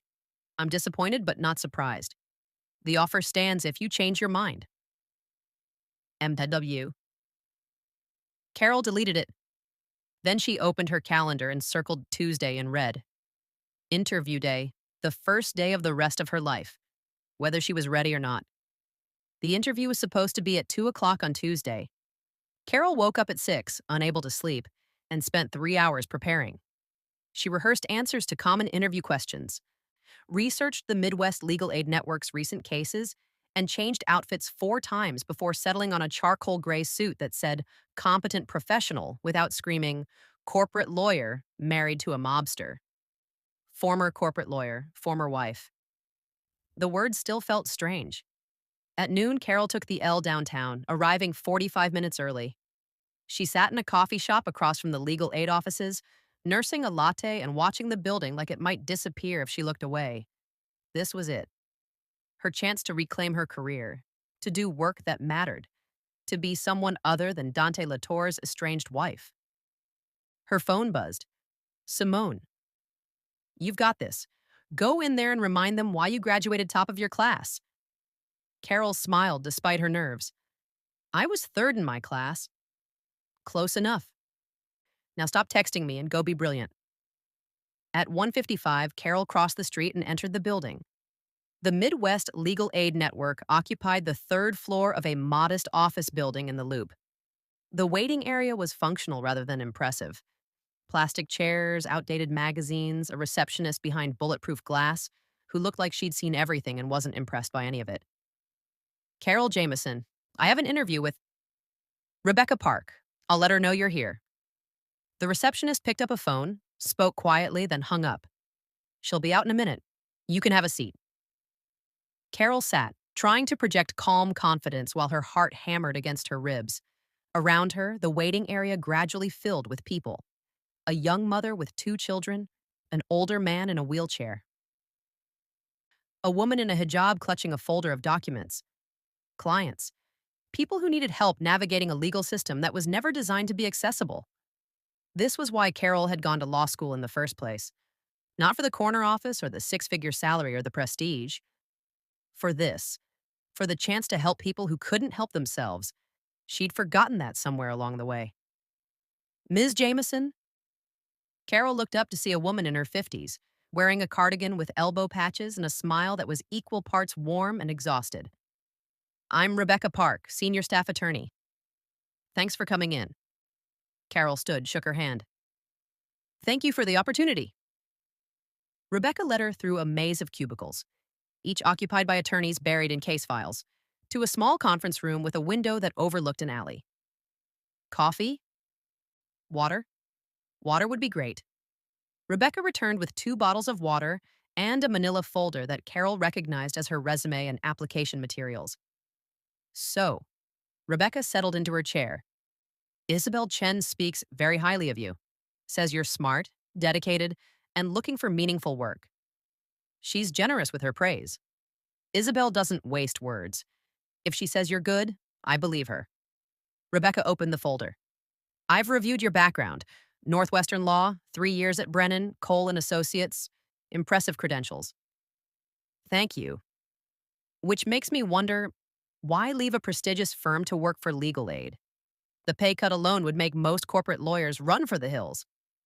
This was the moment Carol had been dreading. The moment she had to explain without really explaining. Had to tell enough truth to be credible without revealing the full extent of her entanglement with Dante.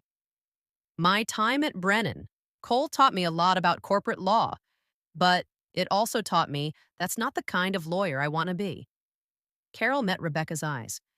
I got into this profession to help people, to use the law as a tool for justice, and I can't do that representing corporations who are more interested in profit than people. That's a lovely sentiment, but forgive me for being blunt. I've heard versions of that speech from a dozen burned-out corporate lawyers looking for redemption. What makes you different? Carol took a breath. I was complicit in something I didn't fully understand.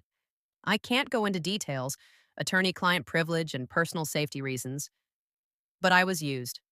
My skills, my reputation, my access. And when I realized what was happening, I had to make a choice. Walk away and lose everything I'd built, or stay and lose myself.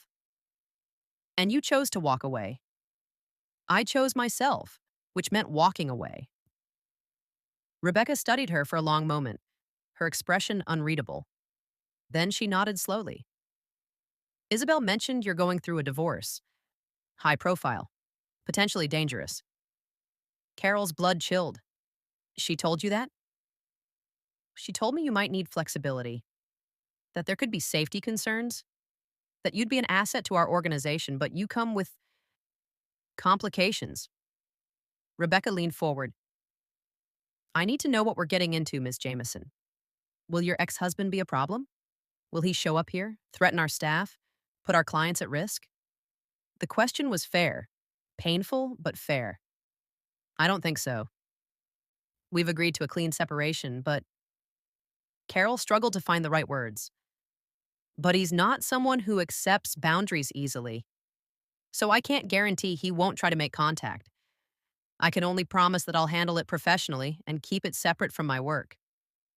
That's not particularly reassuring. I know, but it's honest. Carol set down her water bottle. Look, Ms. Park, I understand if this is too much risk for your organization. I understand if my background makes me unhireable. But I need you to know I'm good at what I do. I'm thorough, dedicated, and I care about the work.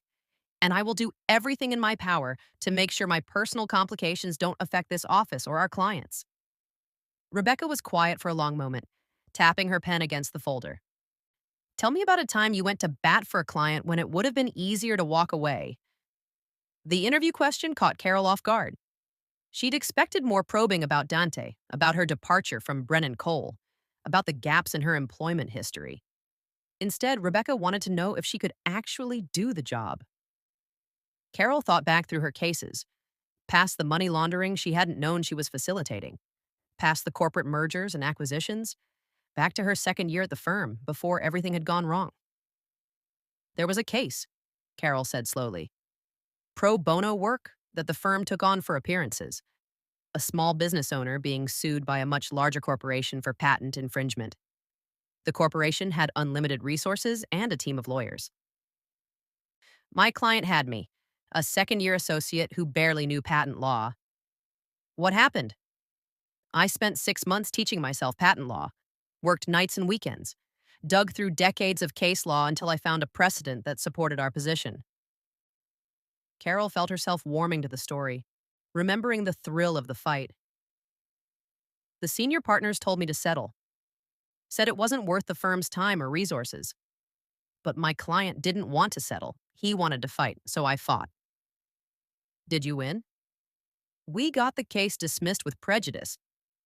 The corporation couldn't refile. My client kept his business. Carol smiled at the memory. It was the proudest moment of my career. Not because I won, though that was nice, but because I'd actually helped someone who needed it. Rebecca's expression softened. That's the kind of lawyer we need here. Someone who'll fight when it's easier to quit. Then I'm your person. Maybe. Rebecca closed the folder. I'm going to be honest with you, Ms. Jameson. You're overqualified for this position. Your credentials could land you a job at any firm in the city, which makes me nervous. People who are overqualified tend to get bored or frustrated or both. They leave after 6 months and we're back to square one. I won't leave. You can't promise that. You're right, I can't. Carol leaned forward. But I can promise that I want to be here, that I need to be here, that doing this work, helping people who actually need legal representation, is the only way I can reconcile what I've been part of. Redemption arc. If that's what you want to call it. Rebecca stood, extended her hand. I'll be in touch within 48 hours. We have 2 other candidates to interview, but you're a strong contender. Carol shook her hand, trying not to show her disappointment. She'd hoped for an offer on the spot, hoped that her credentials and passion would be enough. But hoping and getting were different things. She left the office and stepped out into the Chicago afternoon, feeling deflated. Her phone buzzed immediately. Simone. How did it go? I don't know. Good, I think. She said I'm a strong contender. That's great. Or it's a polite way of saying they're going with someone else. Carol, stop. You don't know that. A pause. Want to grab dinner? Celebrate or commiserate, depending? Rain check. I need some time alone to process. Okay, but text me later so I know you're not spiraling. I'm not spiraling. You're absolutely spiraling. Text me. Carol ended the call and started walking, not toward her apartment, not toward anywhere in particular, just walking, trying to quiet the voices in her head. The interview had gone well. She knew it had. Rebecca had responded to her answers, had seemed genuinely interested in her background. But what if it wasn't enough? What if her association with Dante made her too much of a liability? What if her phone rang? Unknown number. Carol almost sent it to voicemail, but something made her answer. Hello? Ms. Jameson, this is Rebecca Park. Carol's heart stopped. Ms. Park, hi. I know I said 48 hours, but I wanted to call you directly. Are you still nearby? Can you come back to the office? Yes, I'm about 3 blocks away. Good, come back. We need to talk. The line went dead. Carol stood frozen on the sidewalk. People flowing around her, trying to decipher the tone of Rebecca's voice. Urgent. But was it good urgent or bad urgent? Only one way to find out. She turned and headed back toward the office, her mind racing through possibilities. They were going to offer her the job. They were going to tell her she was too much of a risk. They'd discovered something about Dante that disqualified her. They'd... Ms. Jameson. Rebecca met her in the lobby, her expression grave. Come with me. Not the conference room, my office.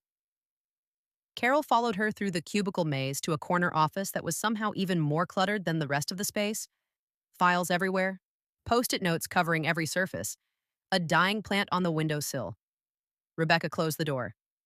I'm going to ask you a direct question, and I need a direct answer. Okay. Is Dante Latore the reason you want this job? The question hit like a slap. What? No, Because 15 minutes after you left, we received a call from a Marcus Webb. He claims to represent Webb and Associates, a consulting firm that's currently offering you a position at triple the salary we can offer. Rebecca crossed her arms. He wanted to know if we'd made you an offer yet. Said he was checking in on behalf of a mutual acquaintance. When I asked who that acquaintance was, he hung up. Carol's blood ran cold. Dante. Even now. Even after she'd rejected the job offer. Even after she'd blocked the email. He was still interfering. Still trying to control the narrative. Still proving that she was never really free. I didn't ask him to do that, Carol said, her voice tight. I rejected that job offer. I blocked the email. I made it clear I wasn't interested. But he's still monitoring your movements. Still trying to influence your employment. Apparently. Rebecca moved to her window, stared out at the alley. This is exactly what I was afraid of. That your ex-husband would be a complication we couldn't manage. Ms. Park, please, I had no idea he'd... I believe you. Rebecca turned back. But that doesn't change the reality. If we hire you, Dante Latore will know where you work. He'll have access to our office location, our clients, our cases. That's a security risk we can't ignore. Carol felt her chance slipping away. Felt the job, the future she'd been building toward, crumbling before she'd even had a chance to hold it. What if I could guarantee he won't interfere? Can you? Carol faltered. Could she? Could she really promise that Dante would respect her boundaries when he'd proven repeatedly that he wouldn't? No, she couldn't. I'm sorry, Rebecca said gently. You're a strong candidate. Under different circumstances, I'd hire you in a heartbeat. But I have a responsibility to our staff and our clients. And right now, you're too much of a risk. The words settled over Carol like a shroud. Too much of a risk. Too damaged. Too entangled. Too owned by a man she was trying desperately to escape. I understand, Carol said quietly. Thank you for your time. She left before Rebecca could offer sympathy or platitudes or false hope. Left before the tears threatening to spill could actually fall. Left before she could beg or plead or promise things she couldn't deliver. She made it 2 blocks before her composure cracked. Carol ducked into an alley. Ironic, really, that alleys kept becoming witnesses to her unraveling, and let herself cry. Furious, frustrated tears that tasted like failure. She'd done everything right. Walked away from Dante, filed for divorce, built her own life, made her own choices, and still, he controlled everything. Her phone buzzed. She almost ignored it. But it was Isabel Chen. Rebecca Park just called me. I'm so sorry, Carol. He ruined it. Carol's voice was raw. I finally found something that mattered. Work I actually wanted to do, and Dante ruined it. I know. And I'm furious on your behalf, but Carol, Isabel's voice turned firm. This isn't over. There are other organizations, other opportunities. We'll find something. Where? Every place I apply, Dante will interfere. Every job I want, he'll sabotage. He's making sure I can't survive without him. Then we change the strategy. We go public. We file for a restraining order. No. Carol wiped her face roughly. No restraining orders. No publicity. That just escalates things. Then what do you want to do? Carol leaned against the alley wall, staring up at the slice of sky visible between buildings. What did she want to do? Give up. Go back to Dante. Accept that freedom was an illusion she'd never achieve. Or, I want to confront him, Carol said slowly. Face to face. One more time. And I want to make it absolutely clear that this. She gestured at nothing, at everything. This ends now. That's a terrible idea. Probably, but it's the only one I have left. Carol pushed off the wall. Set up a meeting, neutral location. You and his lawyer present. I need to look him in the eye and tell him that every time he interferes, he pushes me further away. Every time he tries to control me, he loses me more completely. You think he'll listen? I think he loves me, in his twisted, broken way. And maybe, just maybe, if he understands that his interference is destroying any chance we might have had at, I don't know, closure, peace, whatever. Maybe he'll back off. Isabel was quiet for a long moment. Okay, I'll set it up. But Carol, if this goes wrong, if he threatens you or tries to manipulate you, I know, I'll walk away, I promise. Good, because you're not done fighting yet, not by a long shot. Carol ended the call and stood in the alley, gathering her strength. One more confrontation. One more chance to make Dante understand. And if that didn't work, well, she'd burn that bridge when she came to it. The meeting was set for Friday evening at a private room in a downtown hotel. Neutral territory. Professional setting. Lawyers present. Carol arrived 15 minutes early, wearing the same gray suit from her failed interview. Armor of a different kind. Isabel was already there, setting up at a conference table. You ready for this? No, but I'm doing it anyway. That's my girl. At exactly 7 o'clock, the door opened. Dante entered, followed by his lawyer. A sharp-faced man in an expensive suit who looked like he billed by the minute. But Carol barely noticed the lawyer. All her attention fixed on Dante. He looked different, tired. Older somehow, though only 2 weeks had passed since Navy Pier. He wore a simple black suit, no jewelry except his wedding ring, and his eyes found hers immediately. Carol. Dante. They sat across from each other, lawyers flanking them like seconds in a duel. Isabel spoke first. We're here because Mr. Latour's continued interference in Ms. Jameson's employment prospects constitutes harassment under Illinois law. We're asking, I'll handle this. Carol cut her off gently. Then to Dante, why did you call Midwest Legal Aid? To make sure they understood your value. No, you called to sabotage my interview, to remind them and me that you're still watching, still controlling. I was protecting your interests. Stop. Carol's voice was sharp. Stop pretending this is about protection. This is about ownership. You're making sure I can't survive without you, that I'll have to come back because you've systematically destroyed every other option. Dante's jaw tightened. That's not, isn't it? Carol leaned forward. Tell me, Dante, what happens when I can't find work? When my savings run out? When I'm desperate and alone and you're the only option left? What happens then? He didn't answer. Didn't need to. They both knew. Here's what I need you to understand, Carol continued, her voice steady despite the emotion churning beneath. Every time you interfere, you prove that I made the right choice in leaving. Every time you try to control me, you become more of the monster I'm running from. You say you love me? Prove it. Let me go. Really, truly, let me go. I did let you go. His voice was rough. I signed the divorce papers. I'm giving you the settlement. What more do you want? I want you to stop tracking me. Stop calling my potential employers. Stop sending job offers through fake consulting firms. Stop existing in every corner of my life. Carol held his gaze. I want you to disappear. Something flickered across his face.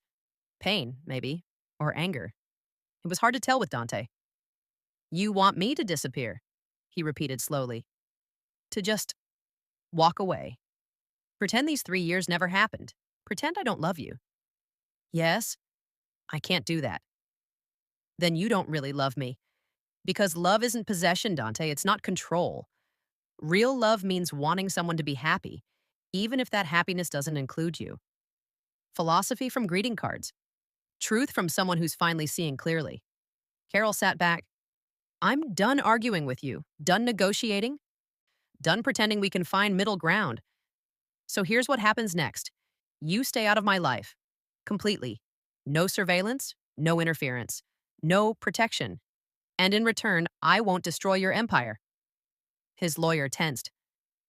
Ms. Jameson, that sounds like a promise, not a threat. Carol never broke eye contact with Dante.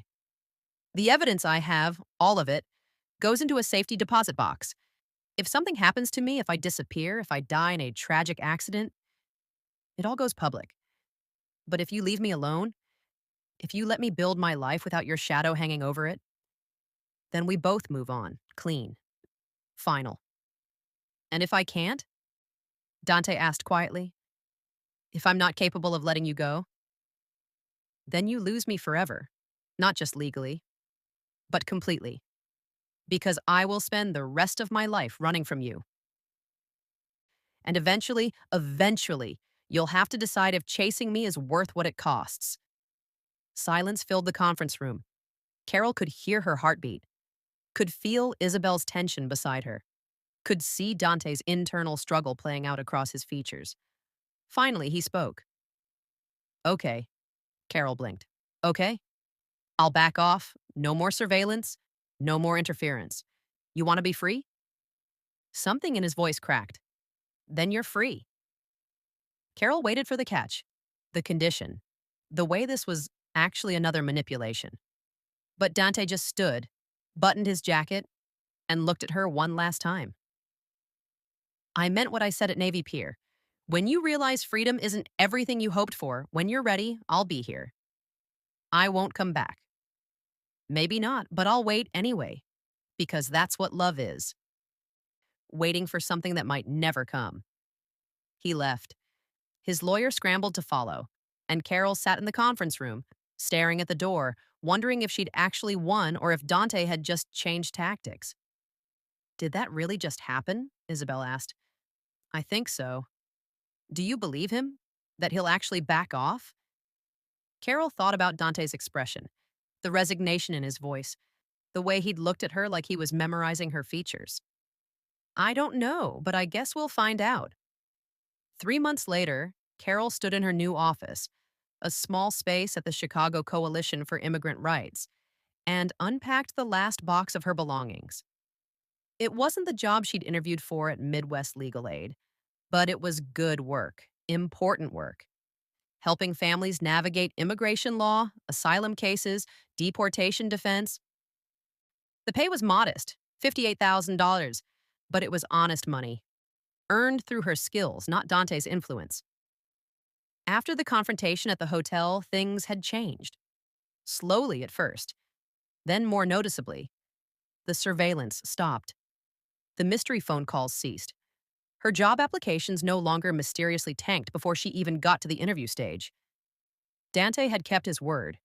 He'd disappeared from her life as completely as someone like him could disappear. The divorce had finalized 3 weeks ago. Carol was officially Carol Jameson again. Single, 32 years old, starting over in a studio apartment in Wicker Park with a job that barely paid her bills and a future that was uncertain but entirely hers. It was terrifying. It was liberating. It was everything she'd fought for. Knock, knock. Simone appeared in her doorway, carrying coffee and a bag from the bakery down the street. Thought you could use sustenance on your first day. You're a lifesaver. They sat in Carol's office, barely big enough for two people, and ate croissants while Carol told her about her first case assignment. It's a family from Honduras, mom and two kids. They fled gang violence and applied for asylum, but their hearing got bumped 3 times and now they're at risk of deportation. Carol felt the familiar fire igniting in her chest, the same one she'd felt in law school when she'd first discovered she could use the law to help people. I think I can build a strong case, but it's going to take time. Good thing you're not going anywhere. Carol smiled. Good thing. Her phone buzzed, text from an unknown number. Her smile faded. After 3 months of silence, was this Dante? Another attempt to. She opened the message. A photo of a small storefront with a for lease sign in the window. Below it, a message. Saw this and thought of you. Perfect location for a solo practice if you ever want to go out on your own. No strings. Just wanted you to know it's available. D. Carol stared at the message, emotions warring in her chest. Anger. Because even now, he couldn't completely let go. But also something else. Something that felt uncomfortably like warmth. Because this wasn't surveillance. Wasn't control. It was just information. An observation. A reminder that he was still out there, still thinking of her, but keeping his distance. Respecting her boundaries. Finally. Let me guess, Simone said, reading her expression. Dante? Yeah. What does he want? Carol showed her the message. Simone frowned. That's actually kind of sweet, in a creepy, can't completely let go sort of way. Yeah, that's what I thought too. Carol deleted the message. Didn't block the number, but didn't respond either. He's trying. Is that enough? Carol thought about that. About whether Dante's attempts at respecting her boundaries, however imperfect, meant something. Whether growth was possible for someone like him. It's not about him anymore, Carol said finally. It's about me. About building a life I'm proud of. And if Dante can respect that from a distance, fine. But I'm not going back. Not for him. Not for anyone. Good. Simone raised her coffee cup. To Carol Jameson. Survivor, advocate, badass. Carol clinked her cup against Simone's. To new beginnings. They drank to that. And later, when Carol was alone in her office, preparing for her first client meeting, she caught her reflection in the window. She looked different than she had 3 months ago. Stronger. More certain. The kind of woman who'd walked away from a mafia boss and lived to tell the tale. The kind of woman who'd saved herself. Her phone buzzed one more time. This time, it was a notification from her bank. The settlement from the divorce had finally cleared.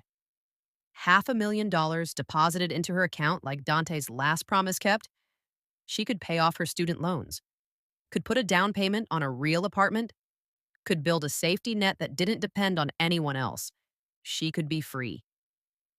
Carol looked at the balance, then at the photo of the storefront Dante had sent. A solo practice. Her own firm. Her own rules. Maybe not now. Not yet. She had work to do here first. Families to help, cases to win. But someday, maybe someday. Her first client arrived, a tired-looking woman clutching her daughter's hand, hope and fear warring in her eyes. Ms. Jameson, I'm Rosa Martinez. Thank you for seeing us. Carol stood, extended her hand, and smiled. Thank you for trusting me with your case. Let's get started. And as she sat down to do the work she was meant to do, Carol felt something she hadn't felt in 3 years. Peace. Not the absence of conflict, not the safety of a gilded cage, but the deep, abiding peace that came from choosing yourself, even when it was hard, even when it hurt, even when the man you'd once loved was still out there waiting in the shadows. Because some cages were comfortable, but freedom, real freedom, was priceless. And Carol Jameson was finally, truly free. 6 months later, the invitation arrived in the mail on a Tuesday morning. Carol almost didn't open it. She recognized Dante's handwriting on the envelope, that distinctive, slashing script she'd once found romantic. But curiosity won out. Inside was a single card, heavy cardstock with elegant printing. You are cordially invited to the retirement celebration of Dante Latorre. After 15 years of service to the family business, Mr. Latour is stepping down to pursue other interests. Reception to follow at the Grand Ballroom, Palmer House Hotel. Carol read it 3 times, trying to make sense of it. Retirement. Dante was actually leaving the business, going legitimate, just like he'd promised at Navy Pier when she'd refused to believe him. Was this real, or another elaborate manipulation? Her phone rang, unknown number. Carol answered cautiously. Hello? Carol, it's Lorenzo. Dante's former lieutenant, the man who'd threatened Simone, who'd delivered ultimatums and ominous warnings. What do you want? To tell you it's real. The retirement. Boss is out, clean. He handed operations over to me 3 months ago. Been working behind the scenes to make it look natural, not like he's running scared or weak. Why are you telling me this? Because he won't. Too much pride. Lorenzo paused. He did it for you, the retirement. Not to win you back, just to prove that he could change, that he could be the man you needed him to be, even if you never came back. Carol's throat tightened. I'm not coming back. I know, he knows. But he wanted you to know he tried, that he kept his promise. What promise? To let you go. To become someone worthy of the woman he lost. Lorenzo's voice softened. I've known the boss for 15 years, seen him do terrible things. But I've never seen him love anyone the way he loved you. And I've never seen him sacrifice anything. Not money, not power, not respect. For anyone except you. The line went dead. Carol stood in her apartment. Her real apartment now, a 1-bedroom in Ukrainian village with hardwood floors and a view of the park. Holding the invitation and trying to process what she'd just heard. Dante had actually done it. Had walked away from his empire.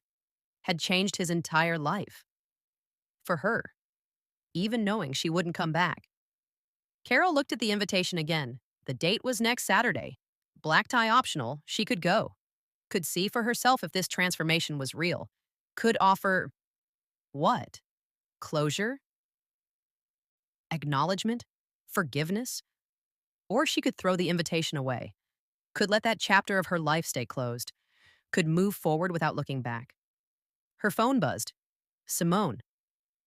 Coffee, I have news about the immigration case. Give me 20 minutes. Carol set down the invitation on her kitchen counter and grabbed her jacket. She'd decide later. About Dante, about retirement parties, about whether some men really could change and whether that mattered. But right now she had work to do, cases to win, clients who needed her. A life that was completely, wonderfully, terrifyingly her own. And maybe, just maybe, that was enough. What would you do if the person you love most became your greatest threat? Drop your thoughts in the comments. I want to know how far you'd go for freedom. And don't forget to comment where you're watching from.